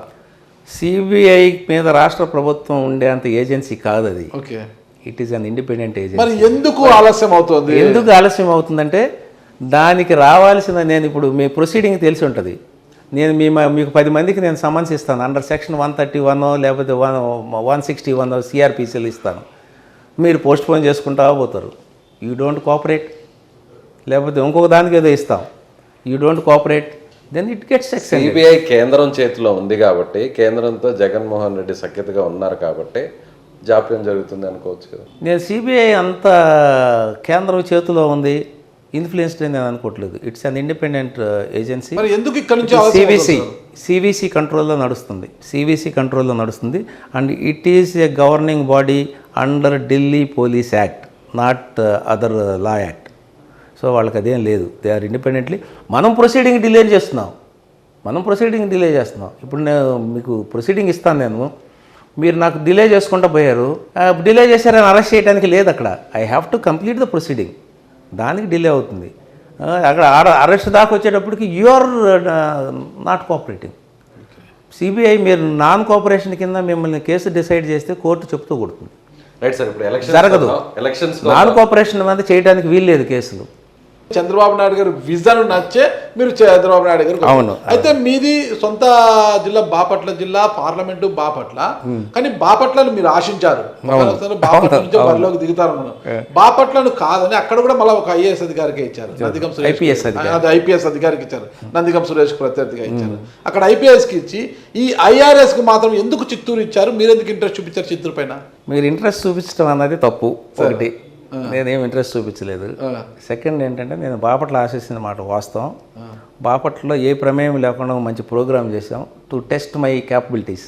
అసలు నేను ఇంత నియోజకవర్గంకి వస్తాను, నేను ఆర్గనైజ్ చేయగలనా, అసలు పెనట్రేట్ అవ్వగలను చేస్తే ఊరికి ఏ పార్టీ సపోర్ట్ లేకుండా 8,000 to 9,000 పీపుల్ వచ్చి we are there with you, go ahead అంటే అప్పుడు నేను అప్లికేషన్ పెట్టాను. లైక్ కాంపిటేటివ్ ఎగ్జామ్స్కి ఎట్లా పెడతాం బ్యాంక్ పిఓకి, అట్లాగే చంద్రబాబు గారికి పెట్టి కలవలేదు. నేను ఆఫీస్కి పెట్టి వెయిటెడ్. అప్పుడు ఒకసారి వెళ్ళి టైం తీసుకుని, సార్ ఇది నేను ఐఎమ్ సీకింగ్ దిస్ సీట్, నా బ్యాక్గ్రౌండ్ ఇది, నేను ఇలా మీటింగ్ పెట్టాను మీ ప్రమేయం లేకుండా, ఏ పార్టీ ప్రమేయం లేదు, నేను సక్సెస్ఫుల్ అనుకుంటున్నాను, నేను రాబోయే కాలంలో ఎంపీగా బ్రహ్మాండంగా గెలవటమే కాకుండా పర్ఫార్మెన్స్ చేస్తాం, ఆ కెపాసిటీ ఉంది, మీరు నన్ను కన్సిడర్ చేయండి అన్నాం. ఆయన ఎప్పుడు కూడా మీరు చేయండి మీకు ఇస్తానని ప్రామిస్ ఎప్పుడు చేయలే, అసలు మీరు చేయండి అని కూడా చేయలే. చూద్దామండి, I have some other thought in my mind, కొంచెం వెయిట్ చేయండి అన్నారు. అప్పుడే చంద్రబాబు గారితో పరిచయం లేదంటే అంతకుముందు నుంచి అదే కూడా పరిచయం, అదే పరిచయం. అప్పటి వరకు ఎలాంటి పరిచయం? నేరుగా ఎలా వెళ్ళారు సార్? ఎవరు తీసుకెళ్లారు మిమ్మల్ని చంద్రబాబు గారి దగ్గరికి? ఎవరు లేదు, నేను అప్లికేషన్ పెట్టి నేనే వెళ్ళాను. పిఏని అడిగి సార్ నేను so I want to meet him అని. రాజకీయాలు ఇవన్నీ సాధ్యమేనా సార్ ఇప్పుడున్న పాలిటిక్స్లో? నేను చెప్తాను కదా సాధ్యమని. నాకు సీట్ ఇచ్చేటప్పుడు డిస్కషన్ కూడా మీకు చెప్పమంటారా? చెప్పండి. అది అయిపోయిన తర్వాత రెండోసారి మళ్ళీ అడిగాను, సార్ ఇదేం డిసైడ్ అవ్వట్లేదు, నేనేం పని చేయాలా లేకపోతే ఏంటి అర్థం కావట్లేదు, బాపట్లలోనేమో నేను పెనట్రేట్ అయిపోయాను, నేనే ఎంపీ అభ్యర్థి అని వాళ్ళు అనుకుంటున్నారు, నాకేదేమో కనపట్టలేదు, ఏం చెప్పండి సార్ అని అంటే, మీరు బాపట్లకి నాకు వేరే ఉద్దేశం ఉంది, సబ్ కాస్ట్ ఇష్యూ వచ్చింది, మీ సబ్ కాస్ట్ కాదు, నేను వేరే వాళ్ళకి వాళ్ళని ఉద్దేశం ఉండింది, కాబట్టి మీ అంటే మంచిది సార్, ఇట్ ఈస్ గుడ్, నేను ఆల్రెడీ మంచి వర్టికల్ బిజినెస్లో ఉన్నాను, I will do my own business sir, thank you అని చెప్తే, no I won't leave you, నా కాన్స్టిట్యున్సీ ఉంది చిత్తూరు, నేను దానిలో ఒక సెగ్మెంట్లు పడుతున్నాను, కుప్పం, మీరు రండి అక్కడికి రండి, ఐ థింక్ మీలాంటి వాళ్ళ సర్వీస్ అక్కడ అవసరం, కొంచెం బ్యాక్వర్డ్ ఇది ఉంది, ఒకవేళ నేను సీఎంగా ఉండి నేను కాన్సన్ట్రేట్ చేయకపోతే you can take care of my this one, మీరు రండి అన్నాడు. అంటే నేను దండం పెట్టి, సార్ నాకు బాపట్ల అయితే తెలిసిన ఊరు, పుట్టిన ఊరు, అక్కడ నాకు అసలు మనుషులు తెలియదు, ఏరియా తెలియదు, కల్చర్ తెలియదు, తర్వాత నన్ను నాన్ లోకల్ అని ట్రీట్ చేస్తారు, అక్కడ ఇబ్బంది అవుతుంది సార్ అంటే, ఎంపీ అభ్యర్థికి లోకల్ నాన్ లోకల్ తెలియదు ఒకటి, అసలు మీకు ఎంపీ అనే మాటకి అర్థం పెద్దగా తెలిసినట్లేదు, ఇంపార్టెన్స్ కూడా మీకు తెలిసినట్లేదు, అందుకే ఇట్లా మాట్లాడతారు. నా దగ్గర 10 అప్లికేషన్లు పెండింగ్ ఉంటే నేను మీకు ఇస్తానంటే మీరు దాన్ని రిజెక్ట్ చేసే పరిస్థితికి వచ్చారు, ఇదంత మంచి పద్ధతి కాదు ప్రసాద్ గారు, మీకు బహుశా ఇంపార్టెన్స్ తెలియదేమంటే, సార్ అట్లా కాదండి నా బాధ కూడా ఇది ఉందని చెప్పాను. చెప్తే లేదు మీరు రండి చూసుకుంటారు, నాన్ లోకల్ అని ఏముండదు, అక్కడ క్యాడర్ చూసుకుంటారు మిమ్మల్ని, తెలుగుదేశం క్యాడర్ మిమ్మల్ని యాక్సెప్ట్ చేస్తుంది, మిమ్మల్నిగా కాకుండా, కాబట్టి రండి అని అన్నారు. అయితే ఈ మీరన్న ఇది కూడా వచ్చింది, ఇది ఇప్పుడు మీరు ఒక క్వశ్చన్ అడిగారు కదా, పరిచయం, ఈ పదం కూడా వాడారు, ఈ పదం కూడా వాడారు. మా సంశయం, నేను రాధే వెళ్ళాం, మీ సంశయం ఇదంతా చూస్తుంటే నాకు తెలుసు మీ వెనకాల ఎవరు పొలిటికల్ లీడర్ లేరు, మీరు మీ ఫ్యామిలీ మీరే డిసైడ్ చేసుకునే పరిస్థితి మీది, మీకు ఎవరు లీడర్ లేదు, పొలిటికల్ బ్యాక్గ్రౌండ్ లేదు, సపోర్ట్ కూడా లేదు, మీ అంతటికి మీరే డిసైడ్ చేసుకోవాలి, కాబట్టి మీరే ఒక రోజు టైం తీసుకొని డిసైడ్ చేసి నాకు చెప్పండి, అంతేగాని అందుకు చెప్తున్నాను నేను, మీకు ఎవరు బ్యాక్గ్రౌండ్ లేరు అని ఆయనే డిసైడ్ చేశాడు, ఎందుకంటే నేను డైరెక్ట్గా అడిగాను కదా అపాయింట్మెంట్, బ్యాక్గ్రౌండ్ ఇప్పుడు చంద్రబాబు గారు అంతే, వన్ డే మేము ఆలోచించుకొని ఫ్యామిలీ అంతా డిస్కస్ చేసుకొని, అంటే రాధే ఈ కేమ్ ఫార్వర్డ్, డాడీ మీరు you take up the elevation, if it all it comes you pick up, నేను మొదటి నుంచి అదే చెప్తున్నాను, గో హెడ్ అని. అప్పుడు వెళ్ళి సార్ మీరు చెప్పినట్టు వింటాం అని వచ్చాం, అంతకు తప్పించి నాకెవరో పొలిటికల్ లీడరు మీడియేషను చెప్పినట్లు ఇక్కడికి వచ్చారు, అంతా కూడా మీరు కంఫర్ట్గా ఉందా సార్? ఇక్కడ చాలా కొత్త ప్రాంతం, ఏమి లేదు, ఎమ్మెల్యే అభ్యర్థులంతా కొత్త వాళ్ళు, నేను టీడీపీ అభ్యర్థిని ఇక్కడ అంతే. అందరితో ఎలా ఉంది? మీరు ప్రసాదరావు, వెంకయ్య, సుబ్బయ్య ఎవరు వచ్చినా టీడీపీ అభ్యర్థి. గతంలో వైసీపీ 2014లో సామాన్య కిరణ్ ఒక నాన్ లోకల్ తీసుకొచ్చి ఒక ప్రయోగం అయితే చేసింది ఇక్కడ, అది ఎట్లా బూమరాంగ్ అయిందో అందరికీ తెలిసిన విషయమే. సామాన్య కిరణ్ గారు ఓడిపోవడము, ఇక్కడ వచ్చి మళ్ళా అగైన్ ఆమె సంతనూతలపాడు వెళ్ళిపోవడం, అక్కడ చిన్న డిస్టర్బెన్స్ వచ్చి ఆమె పూర్తిగా ఇప్పుడు కలకత్తాలో ఉన్నారు. ఎవరైనా పేరు సామాన్య కిరణ్, ఉమెన్ లేడీ.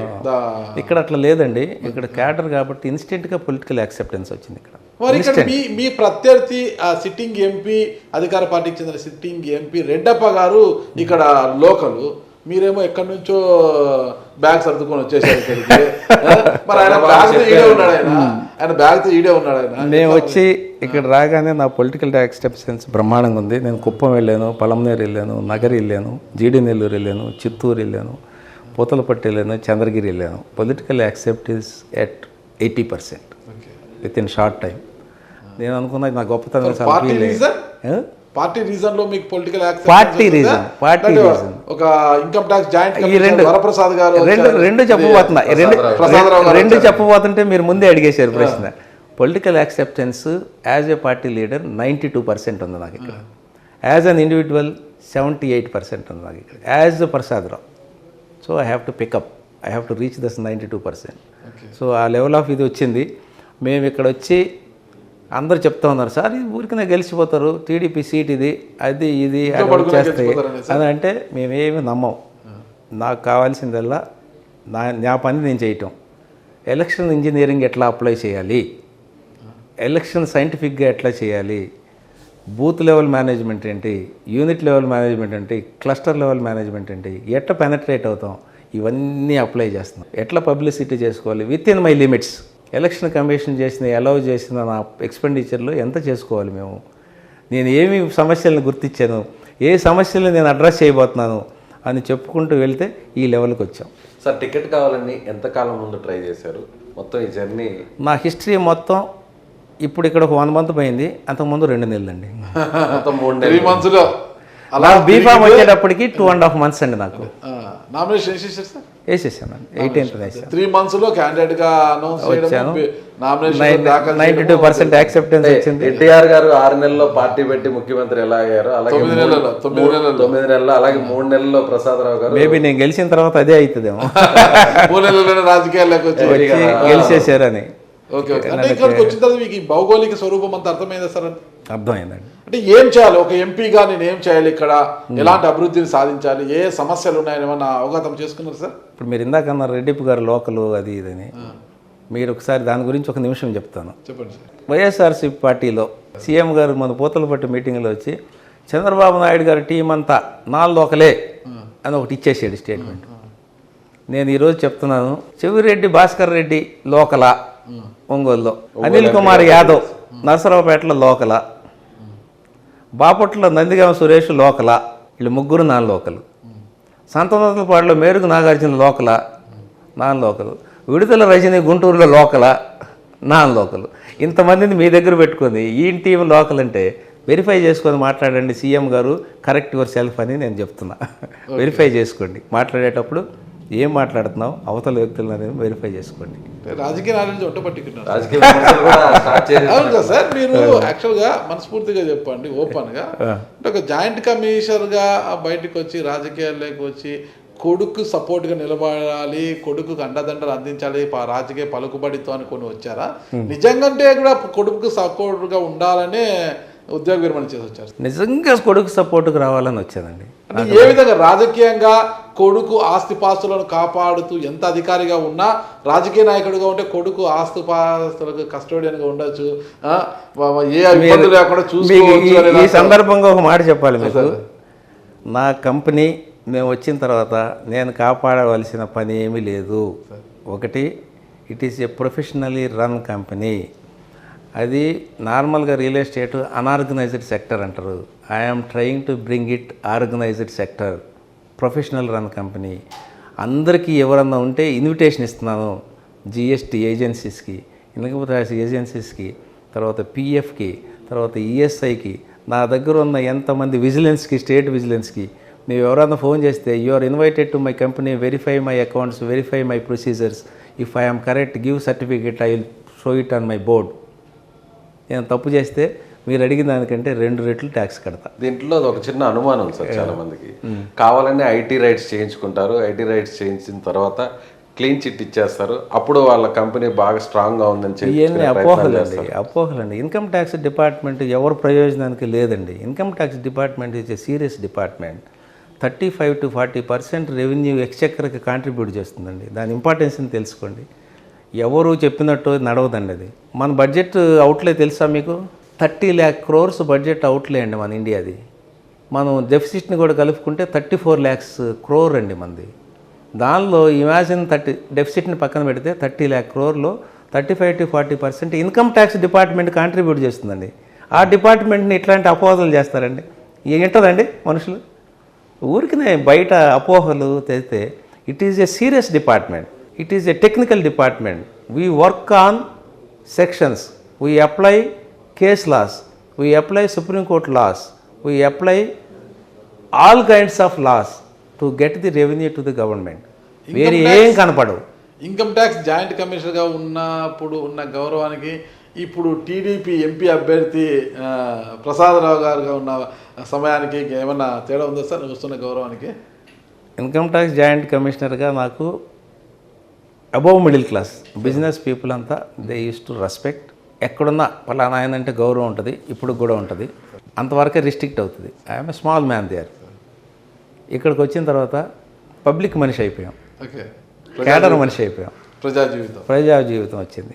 ఇది రెస్పెక్ట్ అని మనం అనుకోకూడదు, ఇట్ ఈస్ దేర్ ఇక్కడ సపోర్ట్. పూల వర్షం ఉంటుంది, రాళ్ల దెబ్బలు ఉంటాయి, రెండింటికి సిద్ధమయ్యారా రాజకీయాల్లో? సిద్ధం అయితేనే కదా ఉంటాం. అంత ఇంకా మేము రావాల్సిన నాకు ఇంకా రాళ్ళ దెబ్బలు తినే రిఫరెన్స్ రాలేదు నాకు. ఇంకా మేబీ మీరు అన్నట్టు 2029లో రాళ్ళ దెబ్బ తినేది వచ్చింది. మరి అంత కష్టపడి భవిష్యత్తులో ఎన్నో ఆటుపోట్లు ఎదుర్కోవాల్సి వస్తుంది. తిట్టాలి, తిట్టించుకోవాలి, బురద వేయాలి, వేయించుకోవాలి, ఇవన్నిటికి సిద్ధపడే ఇంత అవసరమా రాజకీయాల్లోకి వెళ్ళి? సార్ మీరు మీకు ఒక సోషల్ బ్యాక్గ్రౌండ్ చెప్పాలి. మీకు ఒక సోషల్ బ్యాక్గ్రౌండ్ విషయం చెప్తాను. డాక్టర్ బిఆర్ అంబేద్కర్ ఆయన హిస్టరీ ఒకసారి చదవండి. సింపుల్గా 2-3 చెప్పుకుందాం. అతని కొడుకులు చనిపోతున్నారు డిసీజ్ తోటి, భార్య చనిపోయింది. ఈ రెండిట్లో ఏది ఇంపార్టెంట్ నాకంటే నా జాతి ఇంపార్టెంట్ అన్నాడు. వాళ్ళు పోయినా పర్లేదు, నేను ఈరోజు వెనక్కి తగ్గితే ఈ జాతి ఏమైపోయేది. నిజంగానే ఆ రోజు ఆయన ఆ నిర్ణయాలు తీసుకొని మాకు చేయకపోతే ఈ జాతి బుగ్గుపాలైపోయి కూర్చుంది. అది ఆయనకి ఈరోజు మేము దండేస్తేనో ఆయన బొమ్మ పెట్టుకుంటేనే తీరే రుణం కాదు. ఆయన కోసం మేము చేయాల్సిన పని ఎంత ఉందంటే, either in bureaucracy or in business or in social service. ఆయన సర్వీస్ని ఈ దేశానికి చూపించాలి. ఈ జాతులకి తీసుకువచ్చే కమిట్మెంట్ లేకపోతే మా జీవితాలు శూన్యం. దానికోసం నేను వచ్చి నేను ఫైనాన్షియల్ నేను కూడా బిజినెస్ మ్యాన్ లాగా బ్రహ్మాండంగా చెప్పొచ్చు. నేను I'm so and so, my turnover is 5,000 crores, my turn is 20,000 crores అని చెప్పొచ్చు ఇన్ కోర్స్ ఆఫ్ టైం. లేకపోతే ఆల్ బిజినెస్ మెన్ లాగా the business houses in India వాళ్ళకులాగా నేను కూడా బ్రహ్మాండంగా ఉండొచ్చు. Businessman. I don't want. మేము ఎక్కడి నుంచి వచ్చామో మా జాతి కోసం నేను చేయాల్సిన బాధ్యత ఉంది. అంబేద్కర్ గారు చెప్పిన వాటిలో మేము పాటించకపోతే మా జీవితాలకు అర్థం ఉండదు. ఈవెన్ మేము గతించిపోయిన తర్వాత మా ఆత్మ ఇక్కడ తిరుగుతుంటుంది. నువ్వు చేయకుండా వచ్చావురా.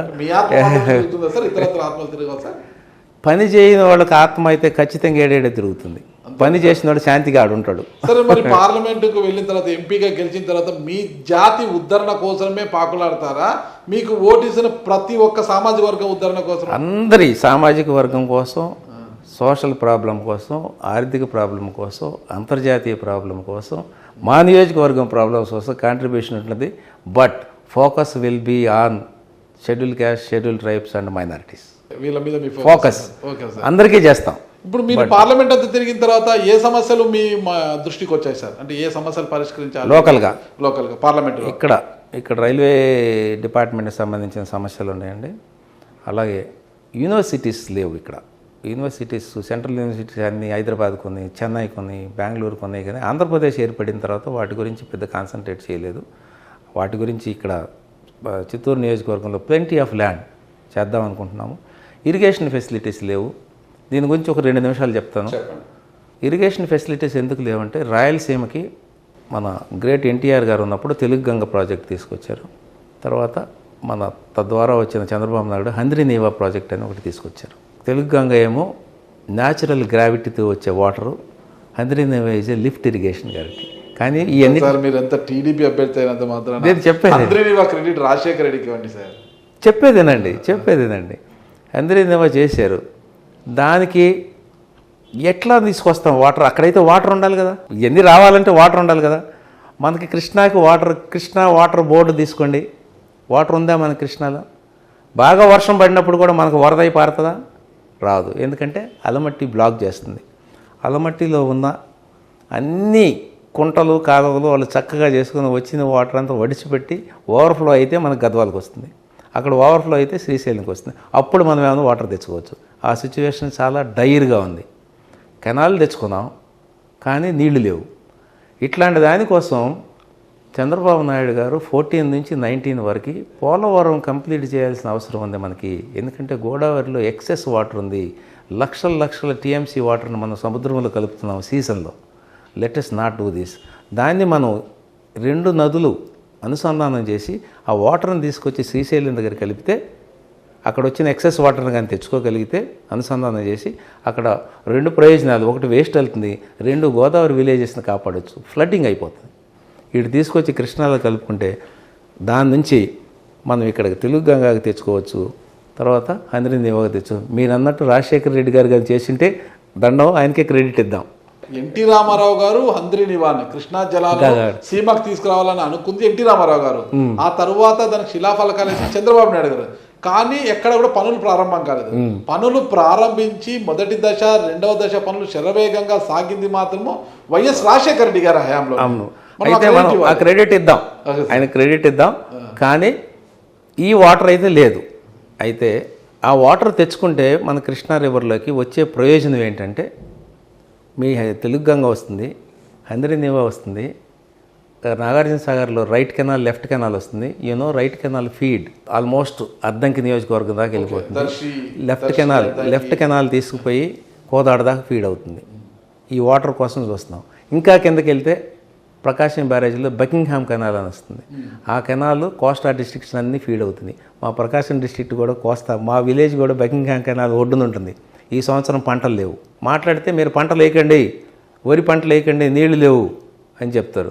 మీరు చేసిన కృషి ఏంటి నీళ్లు తెచ్చుకోవడానికి? 72% కంప్లీట్ చేశారండి పోలవరంలో. 28% కంప్లీట్ చేయలేక దాన్ని అట్లా ఆపేశారండి. ఎవరైనా నష్టపోతుంది? రాయలసీమ ప్రజలు, కోస్తా ఆంధ్ర ప్రజలు. ఈ నష్టం అవసరమా మనకి? మరి ఆ నష్టాన్ని పూరించడానికి చిత్తూరులో మీరే చేయబోతున్నారు సార్. ఆ నష్టాన్ని పూరించడానికి ఫస్ట్ చంద్రబాబు నాయుడు గారు రాగానే ఆ 28% కంప్లీట్ చేసి రివర్స్ ఇంటర్ కనెక్ట్ చేసి వాటర్ తీసుకోవడానికి అయితే ఆయన మేనిఫెస్టోలోనే ఉంది. ఖచ్చితంగా చేస్తారు. వాటర్ వస్తుంది. ఆ వాటర్ చిత్తూరు తీసుకొస్తారు సార్. చిత్తూరు పార్లమెంట్కి రానక్కర్లేదు. మనం హంద్రీనివా వస్తే చాలు కదా. ఎన్ని పార్లమెంట్లు వెళ్తుంది? అది పలమనేరులో వెళ్తుంది, కుప్పంలో వెళ్తుంది. గ్రౌండ్ వాటర్ రిప్లెనిష్ అవుతుంది. గుంటలు తీయండి, వర్షం వచ్చినప్పుడల్లా నింపేసుకుందాం. గుంటల వల్ల మనం వాడుకోవచ్చు.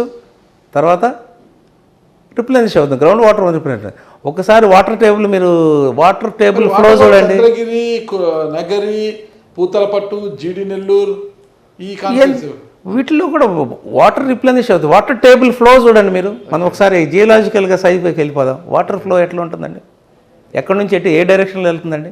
ఎక్కడైతే వాటర్ వస్తుందో వాటర్ టేబుల్ ఏర్పడుతుంది. సార్ మొత్తం మీద తీసుకుని మీరు ఎంపీ అయితే ఇరిగేషన్ మీద ఎక్కువగా దృష్టి సారిస్తూనే ఉంటారు. ఎక్కువనేం కాదు, it is one of this one. రెండో విషయం ఏంటంటే యూనివర్సిటీస్. మూడో విషయం ఏంటంటే పరిశ్రమలు. ఇక్కడ నిరుద్యోగం ఎంత ఉందంటే ప్రతి ఇంజనీరింగ్ కాలేజ్ నుంచి, పాలిటెక్నిక్ నుంచి, ఐటీఐ నుంచి, డిగ్రీస్ నుంచి, జనరల్ డిగ్రీస్ నుంచి గ్రాడ్యుయేట్స్ వందలు వస్తున్నారు. ఎంప్లాయ్మెంట్ లేదు. They are all going to Bengaluru, Chennai for small ప్రచారాల కోసం బాగుంటాయి సార్. ఇప్పటికీ కూడా ఒకటే చెప్తున్నారు. మళ్ళీ అటువారు ఇటువారు ఇద్దరు ఒకటే చెప్తున్నారు. Chennai to Bengaluru via Chittoor industrial corridor అంటున్నారు. అది ఇంతవరకు ఏంది సాకారం అయింది లేదు. ఇప్పుడు రోడ్ అయితే పడుతుంది, మీరు చూశారు. 4-way రోడ్డు పడుతుంది. Then that is going to be one of the best transport facility. And మీకు కూడా తెలుసు, చెన్నై బెంగళూరులో 100 kilometers బయట ఇండస్ట్రీస్ పెట్టుకోకుండా ఒక ఆర్డర్ పాస్ చేశారు. తెలుసా మీకు? ఈ within the radius of 100 kilometers no industries will be permitted. ఎందుకంటే ఆల్రెడీ ఎక్కువైపోయినాయి. సౌత్కి కాకుండా ఒక్కసారి సౌత్కి ఆల్రెడీ కాంచీపురం, పెరుమదూరు వచ్చింది. ఒక్కసారి మీరు ఇటు సైడ్ నార్త్ వెస్ట్ కానీ చూసుకుంటే వీఆర్ లొకేటెడ్ దేర్ చిత్తూరు. ఈ జస్ట్ క్రాస్ 100 kilometers, 120 kilometers అవే చిత్తూరు ఇస్ దేర్. మనం ఏం అనుకుంటున్నామంటే ఇండస్ట్రియల్ క్యారిడర్ పెద్ద ఇండస్ట్రీస్ పెట్టమని, భారీ ఇండస్ట్రీస్ పెట్టమని మేము ప్రామిస్ చేయట్లా. ఎంఎస్ఎంఈలు పెడతాం, contract with the major industries. Automobile is wonderful in Chennai. అంటే మొట్టమొదటిగా మీ పార్లమెంట్ పరిధిలో టమోటా సాగు ఎక్కువ ఉంటుంది సార్. టమోటా కలిపి కోల్డ్ స్టోరేజ్లు పెడితే కింద మనకు బాగుంటుంది. కోల్డ్ స్టోరేజ్ పెట్టారు, ప్రైవేట్ కోల్డ్ స్టోరేజ్లు ఉన్నాయి. దానివల్ల రైతులు కొనకూరేది ఏం లేదు. అదొక ప్రాబ్లం ఉంది ఇక్కడ. మ్యాంగో పల్పు రేట్ పడిపోతుంది. కూడా రోడ్ల పక్కన పడేసే. అదేనండి, మ్యాంగో పల్పు ఇండస్ట్రీ ఉంది ఇక్కడ. మ్యాంగో ప్రొడక్షన్ ఎక్కువ ఉంది, టమాటా ఎక్కువ ఉంది, సిల్క్ వామ్స్ ఉన్నాయి పలమనేరు ఏరియాలో. ఆ ప్రాబ్లం ఉంది. మరి అందరూ అనుకున్నట్టు కోల్డ్ స్టోరేజ్ పెట్టుకొని దీన్ని ఎప్పుడో వాడుకుందామని లాంగ్ టర్మ్ డ్రా చేస్తున్నారు మీరు. కోల్డ్ స్టోరేజ్ పెట్టడం మంచిదే, దాన్ని పెట్టుకొని బెస్ట్ రేట్ వచ్చినప్పుడు ఇవ్వాలి. కానీ కోల్డ్ స్టోరేజ్ ప్రకాశం డిస్ట్రిక్ట్లో బిట్టర్ ఎక్స్పీరియన్స్ ఉంది. మేము పండించిన శనగంతా కోల్డ్ స్టోరేజ్లో పెడతాం, 2-3 ఏళ్ళకి రేటు రాదు. ఈ వడ్డీ భారం పెరుగుతుంది, కోల్డ్ స్టోరేజ్ ఫీజు పెరుగుతుంది తప్పితే అక్కడ రేటు రావట్లేదు. విసిగిపోయి ఏదో రేటు కమ్మి లాసులకు దండం పెట్టుకున్న స్థితి ఉంది అక్కడ.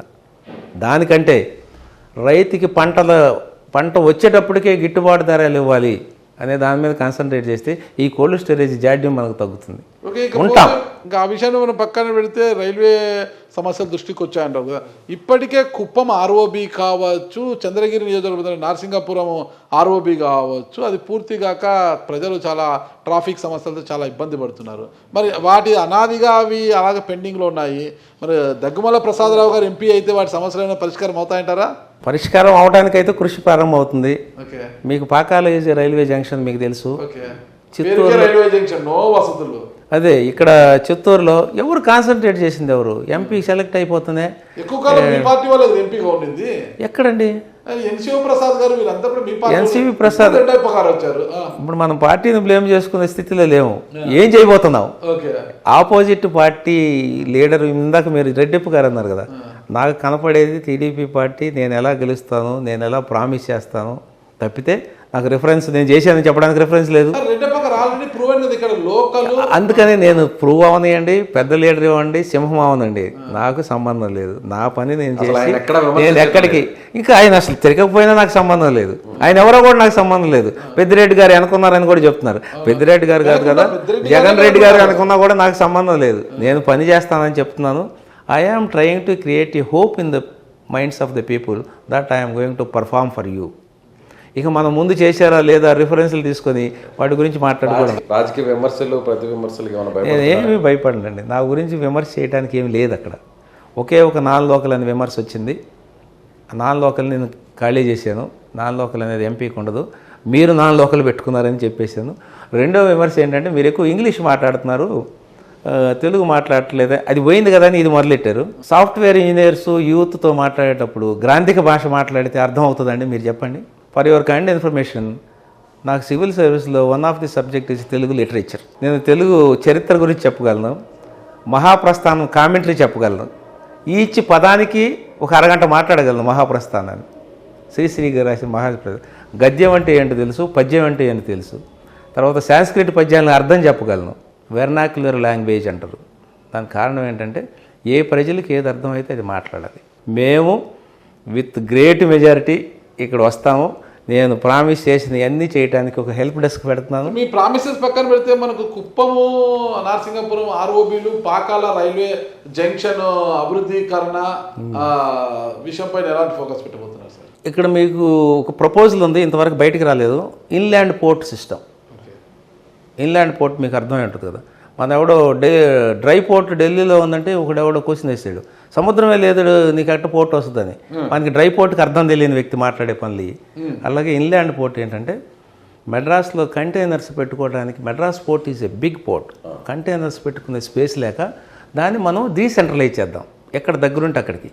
అయితే చిత్తూరు 120 కిలోమీటర్స్ అవే ఉంది కాబట్టి ఇక్కడ మనం డీసెంట్రలైజ్ చేస్తాం. కంటైనర్ స్టోరేజ్ పెట్టుకొని ఎక్కడ రైల్వే స్టేషన్ నుంచి డిస్ట్రిబ్యూషన్ పెట్టుకుందాం. Normally railway transport is cheaper than the road transport. దానికోసం అని పెట్టుకుందాం అని చెప్పి ఇన్లాండ్ ఉంది. దానికి ఒకటి చిత్తూరులో, ఒకటి పాకాల జంక్షన్లో పెట్టడానికి, బికాజ్ రైల్వే కనెక్షన్ ఉంది, సో దట్ గూడ్స్ రైల్స్ ఎక్కువ వస్తాయి. ఇక్కడ నుంచి డిస్ట్రిబ్యూషన్ పెట్టుకుందని ఒక ప్రపోజల్ ఉంది. నేను రైల్వే జీఎం గారితో నాకున్న బ్యూరోక్రటిక్ రిలేషన్షిప్తో ఎలక్ట్ అయిన తర్వాత పోయి మాట్లాడి దీనికి పొజిషన్ ఏంటి కనుక్కుంటాను. If he is not able to do, I can speak with railway board. If board is not able to do, I can speak with railway minister. కాబట్టి ఎన్ని చేయగలరు. రైల్వే జంక్షన్ అభివృద్ధి అవుతుందంటారా? అవుతుంది. జోన్ ప్రామిస్ కూడా ఉంది ఇక్కడ, అది మిస్ అయ్యారు, అది కూడా ట్రై చేస్తాం. ఓకే సార్, ఇప్పటికే మన Tirupati MP YSR Congress party Tirupati sitting MP Gurumurthy గారు తన పట్టుదలతో ఒక వెల్నెస్ సెంటర్ని సాధించారు తిరుపతికి. కేంద్ర ప్రభుత్వ ఉద్యోగ విరమణ చేసిన ఉద్యోగస్తుల కోసము ఒక వెల్నెస్ సెంటర్ చేశారు. తద్వారా ఎవరైతే రిటైర్డ్ అయి ఉన్నారో వాళ్ళందరికీ కూడా ఆరోగ్య పరీక్షలు నిర్వహించుకోవడానికి, ఏదన్నా ఉన్నా కూడా చేసుకోవడానికి, ఇలాంటి వాళ్ళంతా బెంగళూరు, చెన్నైకి వెళ్ళాల్సి వస్తుంది అనమాట. చాలా అనుకూలంగా ఉంది. అలాంటి వెల్నెస్ సెంటర్ని మీరు సాధించి పెట్టడానికి అనేకమైన ఆబ్జెక్టులు ఉన్నాయండి. ముందు ప్రయారిటీలు ఏది చేస్తాం, which is priority for me is irrigation, next priority is industries. ఈ రెండు అయిపోయిన తర్వాత సమంగా కిందకి దిగుతామండి. దేనిలో చిత్తూరు నియోజకవర్గం అనేది ఎస్సీ రిజర్వ్డ్ నియోజకవర్గం. దాన్ని నేను మర్చిపోయి వీటన్నిటిని పెట్టను. ఏదొచ్చినా వీళ్ళ షేర్ ఏంటి దానిలో అనేదే ఆలోచిస్తాను. ఏదొచ్చినా వీళ్ళ షేర్ ఏంటి దానిలో, ఎందుకంటే ఇది వాళ్ళ నియోజకవర్గం, వాళ్ళని టార్గెట్ చేసి పని చేయాల్సిన అవసరం.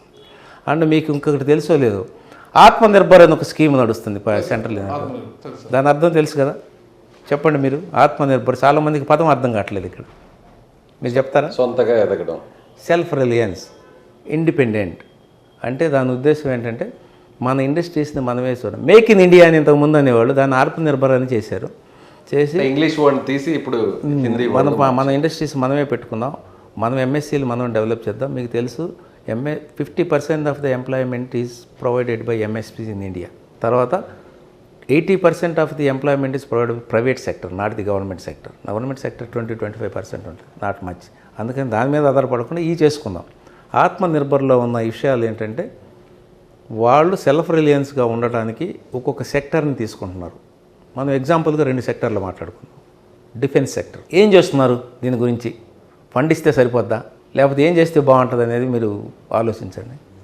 దానికి కాను సొంతంగా మనమే అక్కడ చేయాలంటే ఏం చేయాలి, సొంతంగా చేయాలంటే ఏం చేయాలి, పార్ట్స్ సప్లై చేయాలంటే ఏం చేయాలి, ఆల్రెడీ సప్లై వస్తుంది కదా. దాని గురించి 3500 ఐటమ్స్ ఇంపోర్ట్ ఆపేశారు, which are used in defence industry, missiles, manufacturing of flights, war flights, rifles, ఇట్లాంటి ఆటోమేటిక్ రైఫిల్స్ ఇట్లా వాడి 3500 బ్యాన్ చేసేసారు. బ్యాన్ చేసి ఇట్ మీన్స్ దాట్ మీరు సెల్ఫ్ రిలయన్స్గా తయారు చేయండి, we are ready to take from you, companies పెట్టండి అంటే ఇప్పటికి మనం దగ్గర 1700-1800 పార్ట్స్కి సంబంధించి ఇండస్ట్రీస్ నార్త్లో పెట్టుకున్నారు. సౌత్లో పదమే అర్థం కాలేదు. ఇంకా మనం ఇండస్ట్రీకి ఎక్కడ అందుకుంటాం, అది నేను చెప్తున్నా. ఇంకా మనకి 1800 పార్ట్స్ ఉన్నాయి. చిత్తూరులో ల్యాండ్ అవైలబుల్ ఉంది, వాటర్ అవైలబుల్ ఉంది. చిన్న యూనిట్లు పెట్టుకోండి, సబ్సిడీస్ ఇస్తున్నారు. ఆ స్కీమ్లో సబ్సిడీస్ ఇస్తున్నారు. Develop your self, manufacture your self, supply to defence, sale problem లేదు అనే విషయాన్ని వాళ్ళు ఇన్సిస్ట్ చేస్తున్నారు. అదొక రంగం. రెండో రంగం చెప్పమానండి. రెండో రంగం రెన్యూబుల్ ఎనర్జీ. రెన్యూబుల్ ఎనర్జీలో 180 గీగావాట్స్లో లెక్కేస్తారు దాని పవర్ని. 500 గీగావాట్స్కి రీచ్ అవ్వాలని మనం టార్గెట్ పెట్టుకున్నాం. దానివల్ల ఎవరు చేయాలి ఇదంతా? ప్రైవేట్ సెక్టర్ పీపుల్ తీసుకోవాలి. సోలార్ ఇండస్ట్రీని తీసుకోవాలి, సోలార్ ఇండస్ట్రీ డెవలప్ చేసుకోవాలి, పవర్ సప్లై చేయాలి. సో దట్ కంట్రీకి ఎనర్జీ బర్డెన్ తగ్గుతుంది, మీకు ఇన్కమ్ వస్తుంది. ఈ ఎవరెవరైతే సప్లై చేస్తారో వీరందరికీ పవర్ చీప్ అవుతుంది. దీనికి గాను 1 crore పీపుల్కి డొమెస్టిక్ సోలార్ ప్లాంట్స్ పెడదామని నిర్ణయించుకున్నారు. Target 1 crore houses. అంటే మన ఇంటి మీద కానీ పెట్టుకుంటే మనకి పవర్ ప్రాజెక్ట్స్ ఉండవు, మనం పవర్ గ్రిడ్తో కనెక్ట్ చేసేస్తాం. వాళ్ళు ఇంకా సర్ప్లస్ మిగిలితే మనకే కామన్ పవన్కి వాడతారు. సో ఇట్లాంటివి పెట్టుకోమని చెప్తున్నారు. సబ్సిడీస్ 50% దాకా ఉంది. ఎస్సీ ఎస్టీస్కి అయితే 60-65% సబ్సిడీ వాడుకొని తెచ్చుకోవడానికి మనం సిద్ధంగా ఉన్నామా? అసలు ఎవరైనా చెప్తున్నావా? మీకు మినిమం డబ్బులు ఇవ్వడానికి బ్యాంక్స్ రెడీగా ఉన్నాయి, సబ్సిడీ సెంట్రల్ గవర్నమెంట్ ఉంది. నేనైతే పాటిస్తున్నాను, మా ఇంటికి సోలార్ పెట్టుకున్నాను. మా ఇంటికి కూడా ఉంది. మా ఇంటికి ఉన్న సోలార్ ఎంత పెద్దది పెట్టించానంటే 5 ఇళ్ళకి సరిపోతుంది నా పవర్. నేను పవర్ గ్రిడ్ కనెక్ట్ చేస్తే 5 ఇళ్ళకి పవర్ లేకుండా చేస్తున్నాను. సో ఇట్లాంటివన్నీ వస్తున్నాయి.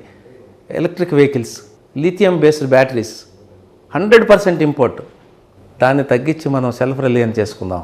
Let's manufacture electrical vehicles, non pollution చేసుకుందాం అని చెప్పి ఇట్లా రంగాలు చెప్పుకుంటే 100 రంగాలు ఉన్నాయి. ఇవన్నీ మనం ఇంటర్వ్యూలో చెప్పుకునే కాదు, తర్వాత చేస్తాను. చిత్తూరు పార్లమెంటు లోక్సభ విషయానికి వస్తే ప్రతిసారి కూడా ఇక్కడ గెలిపోవటంలన్నీ కూడా అక్కడ కుప్పం మెజారిటీ మీదే ఆధారపడి ఉంటాయి. సో ఈసారి కుప్పం మెజారిటీ ఎంత రాబోతుంది, అదే రేపు గణాంకాలు అయితే నేను చెప్పను, కానీ మనమేమో సిఫాలజిస్టులం కాదు. తర్వాత నాకున్న సర్వేస్ నాకున్నాయి, గణాంకాలు చెప్పలేం, కానీ మంచి అత్యధిక మెజారిటీ వస్తుంది. పలమనేరు కూడా బాగా వస్తుంది, నగరి బాగా వస్తుంది. చిత్తూరు ఆల్సో కమింగ్ అప్, జీడు నెల్లూరు ఆల్సో కమింగ్ అప్. అయితే ఇక్కడ ఉన్నది ఏంటంటే అందరూ గెలవబోతున్నారు. It is a matter of variation in the majority. అందరినీ కలిసారు సార్, నాయకులందరినీ కూడా మొత్తం. మాజీ ఎమ్మెల్యే సీకే బాబు గారిని కూడా కలిసారు ఇక్కడ మొత్తం. సీకే బాబు అందరినీ కలిసాను, ఉంది. సీకే బాబు గారి మద్దతు ఉంది, మనోహర్ గారి మద్దతు ఉంది, హేమలత గారి మద్దతు ఉంది, బాలాజీ గారి మద్దతు ఉంది,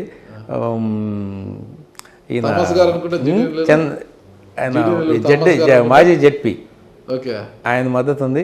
సో వీళ్ళందరూ బలిజ సామాజిక వర్గం చెందిన వాళ్ళు. తర్వాత వన్యకుల క్షత్రియులైన రాజన్ గారి మద్దతు ఉంది. వన్యకుల క్షత్రియులకు మీరు ఎంపీ అయిన వెంటనే ఎంపీ ల్యాండ్స్ గురించి నిధులు కేటాయించి వాళ్ళ అభ్యున్నతికి కృషి చేస్తాం అదని ప్రెస్ మీట్ పెట్టారట కదా సార్? ఖచ్చితంగా పెడతాను. వన్యకుల క్షత్రియుల నంబర్ ఎక్కువ, ఫైనాన్షియల్ వాళ్ళు కూడా అంత డెవలప్మెంట్ లేదు. ఇక్కడ నుంచి ఆయన చిత్తూరు చంద్రగిరి నుంచి మొదలు పెడితే 4 కుప్పం దాకా ఆయన వాళ్ళ ప్రభావం ఉంది. వాళ్ళందరూ మాతో ఉన్నారు. కురబా మీకు తెలిసే ఉంటుంది, కురబా క్యాస్ట్ అని ఒకటి ఉంది. వాళ్ళకి ఒక ఎంపీ ఎమ్మెల్యే సీట్ ఇచ్చారు ఇక్కడ రాయలసీమలో. వాళ్ళు కూడా నాగభూషణ్ గారు మాతోనే ఉన్నాడు. సో అందరినీ కన్సాలిడేట్ చేశాం. It is going to B a win and all నియోజకవర్గాలు గెలుస్తారు. It is a matter of majority. తక్కువ వస్తుందా ఎక్కువ వస్తుందా, ఎంపీ గారికి ఎట్లా వచ్చినా గెలుస్తాడు. కాబట్టి నేను ఎంపీని తృప్తిగా గెలవాలి నేను అనుకోవట్లా. నేను తృప్తిగా గెలవాలంటే నా ఎమ్మెల్యేలు గెలవాలి. నా ఎమ్మెల్యేలు గెలిస్తే కానీ మా అధినాయకుడు పవర్ తీసుకోలేడు. నేను ఒక్కడే గెలిచే parliament which is of no use. It is unsatisfactory win. నా సాటిస్ఫాక్టరీ విన్ ఎక్కడుందంటే మా ఏడుగురు గెలవాలి, మా అధినాయకుడు సీఎం చేయాలి, ఈ సమాజాన్ని, ఆగిపోయిన సమాజాన్ని ముందుకు తీసుకెళ్ళాలి. చంద్రబాబు గారి సొంత జిల్లా, అలాగే చంద్రబాబు గారి సొంత నియోజకవర్గం ఉన్న ప్రాంతంలో మీరు పోటీ చేస్తున్నారు కాబట్టి ఆయన కూడా అడ్వాంటేజ్ కాబోతున్నారు మీకు. అడ్వాంటేజ్ ఆయనే తీసుకొచ్చి ఇంట్రడ్యూస్ చేశారు. మీరు లాస్ట్ 3 days కుప్పం విజిట్లో చూసి ఉంటారు మీరు. నేను ఆయనతో 3 రోజులు ప్రయాణం చేశాను. 3 రోజులు ఆయన నన్ను మీరు ఒకసారి రిఫర్ చేయండి ఆ వీడియోస్. ఆయన నన్ను ఇంట్రడ్యూస్ చేసిన విధానం, ఆయన సొంత బ్రదర్ లాగా ఇంట్రడ్యూస్ చేశారు. నాకున్న క్వాలిఫికేషన్ చెప్పారు, నాకున్న సమర్థతను చెప్పారు. ఇట్లాంటి మీ ఎంపీ కోసమే నేను వెతుకుతుంది మా దానికి, అందుకే ఎంత ఆలస్యమైంది. ఇట్లాంటి వ్యక్తి కావాలి నాకని. పలమదేరు మీటింగు, కుప్పం మీటింగు, తర్వాత నగరీ మీటింగ్లు ఆయన చెప్పిన విధానం చూడండి. ఆయన సపోర్ట్ లేకపోవడం ఏంటి, బ్రహ్మాండంగా ఉంది. గెలిస్తే ఆయన్ని నిలదీసి నిధులు తీసుకొని వచ్చే ధైర్యం ఉందంటారు. నిలదీసాల్సిన అవసరం లేదు. నా నిధులు సెంట్రల్ గవర్నమెంట్లో ఉంటాయి. నేను ఆయన గైడెన్స్ కోసం అడుగుతాను, దానికి నిలదీయక్కర్లేదు. సార్ మా నియోజకవర్గంలో ఈ ప్రాబ్లమ్స్ ఉంది, మీ గైడెన్స్ కావాలంటే ఆయన మనకంటే చాలా ప్రతిభావంతుడు. మీ అందరికీ తెలుసు. ఈ దేశాన్ని ఒక టైంలో దిశ నిర్దేశం ఇచ్చిన వ్యక్తి. ఈ దేశ ఆర్థిక వ్యవస్థకి మేజర్ కాంట్రిబ్యూటరు. ఈ దేశ మ్యానుఫ్యాక్చరింగ్ సెక్టర్కి, ఫార్మా సెక్టర్ ఎక్కడ డెవలప్ అయింది, రాజశేఖర రెడ్డి గారు చేశారు. మీరు ఇందాక అన్నారు కదా, నేను అనేది ఇరిగేషన్ విషయంలో సార్. అది okay. Other pharma sector is a hub of pharma sector నా హైదరాబాద్. ఎవరు చేశారండి? అసలు వెల్ఫేర్ స్కీమ్స్ ఎవరు స్టార్ట్ చేశారండి? 2 rupees కిలో బియ్యం ఎక్కడదండి, ఎక్కడి నుంచి వచ్చిందండి? ఎన్టీ రామారావు గారి నుంచి వచ్చింది sir. Telugu Desam party. Decentralisation of power ఎక్కడ ఉంది? ప్రజల వద్దకే పాలన ఎవరి దగ్గర వచ్చిందండి? చంద్రబాబు నాయుడు. అంతకుముందు మనకు తహసీల్దార్ని కలవాలంటే ఆయన ఒక దేవుడు, ఎమ్మెల్యే గారు అంటే ఈయన పెద్ద దేవుడు. మనకి ఎవరైనా కనపడతాడండి అసలు? చంద్రబాబు గారు అప్పుడు ఈ రోజు పాలనంటే వాలంటీర్ వ్యవస్థను తీసుకొచ్చింది జగన్ గారు అంటున్నారు కదా సార్. ఏది వాలంటీర్ వ్యవస్థ ఈజ్ ఏ కుంటు వ్యవస్థ. అంటే ఎంతమందిని తీసుకొచ్చి 5,000 రూపాయలతో అన్ఎంప్లాయ్మెంట్ని క్లియర్ చేస్తావు నువ్వు? 5,000 రూపాయలతో ఊడికం చేయించుకుంటావు అని నేను అంటున్నాను. Can you refute that? వాళ్ళు చక్కగా చదువుకొని ఉద్యోగాలు చేసుకొని ప్రయత్నం చేసి ప్రైవేట్ సెక్టర్లోనూ జీవితాలు బాగుపడి చేసేవాళ్ళని 5,000 రూపాయలు ఇచ్చేసి నీ దగ్గర పెట్టుకుని నీ పార్టీ వ్యవస్థగా పెట్టేవి తప్పితే వాళ్ళ జీవితాలు బాగుపడడానికి ఏమైనా ఉన్నాయా? ఏం ప్రొటెక్షన్ ఇచ్చారు? Do you pay PF for them? Do you pay ESI? Are they non roles?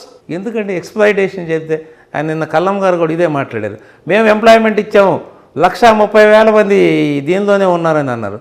ఏం ఎంప్లాయ్మెంట్ గురించి మాట్లాడారు కల్లం గారు? మీ స్టాండర్డ్ ఏంటి? ఏం ఎంప్లాయ్మెంట్ ఉన్నారు? ఎంతమందికి మీరు ఏపీ? ఇంకోటి కూడా అన్నారు ఆయన, మేము ఇచ్చిన 2 లక్షలలో 80% ఎస్సీ ఎస్టీ మైనారిటీకి ఇచ్చామన్నారు. గవర్నమెంట్ సెక్టర్లో 80% ఇస్తే ఊరుకుంటుందండి కాన్స్టిట్యూషన్? 14% ఇయటానికి చచ్చిపోతున్నారు. దానికి కూడా వీళ్ళు క్యాండిడేట్లు లేరని బ్యాక్లాగ్లో పెడుతున్నారు. 80% ఇచ్చారంట. అధికారి అయ్యండి 40 ఏళ్ళు పరిపాలన చేసి మాట్లాడేది జగన్ గారు ప్రాపకం కోసం మాట్లాడటం తప్పితే మీరు చెప్పండి. గవర్నమెంట్ ఉద్యోగాల్లో, పబ్లిక్ సెక్టర్ ఉద్యోగాల్లో 80% ఎస్సీ ఎస్టీ అందుకు వీలవుతుందా? కాన్స్టిట్యూషన్ ఒప్పుకుంటుందండి? ప్రైవేట్ సెక్టర్లో దిక్కు లేదు సార్. ఎవరు కంపెనీ పెడితే ఆ కులస్తులో నమ్మకస్తుని తీసుకున్నాం.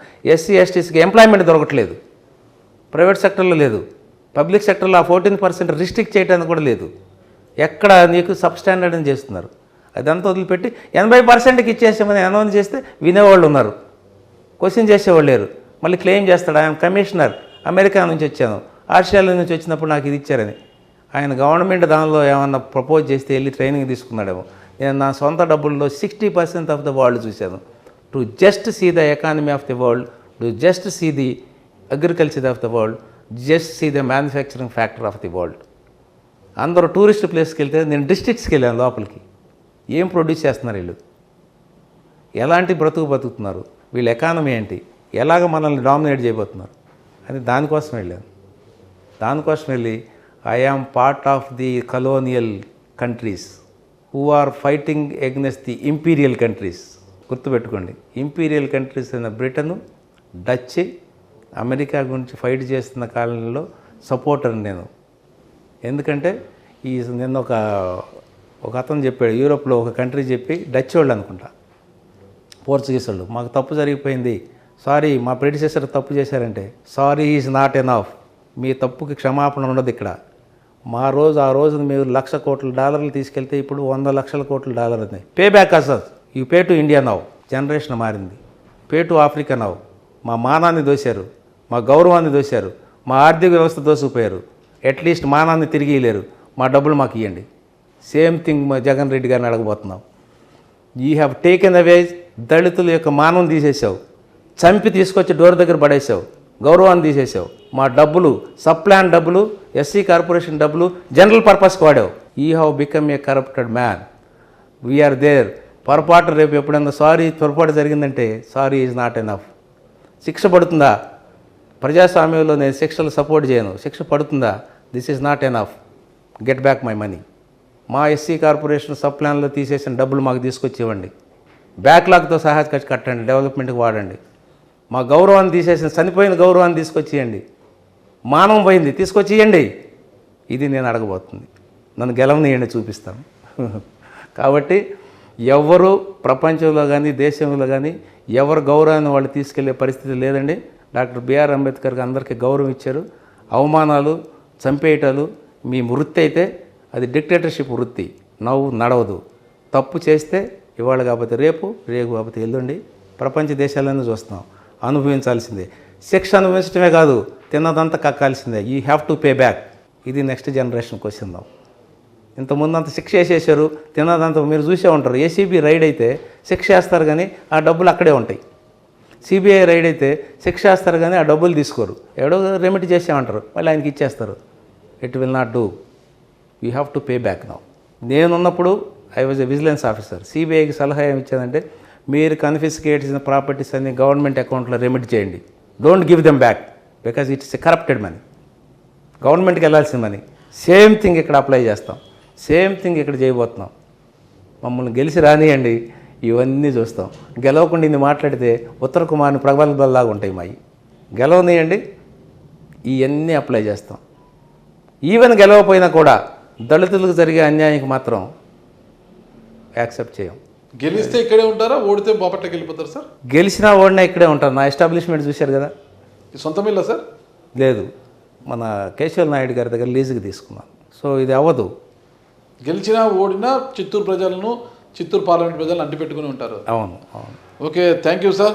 థ్యాంక్ యూ నాగరాజు గారు. మీ లక్ష్యం మేరకు పనిచేయాలని నేను కోరుకుంటున్నాను సార్. తప్పకుండా.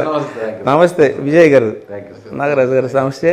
సో ఈ ఇంటర్వ్యూ తీసుకున్నందుకు, నా అభిప్రాయాలు మీరు ప్రజలకి మీ ద్వారా తెలియజేస్తున్నందుకు thank you very much. Thank you lot.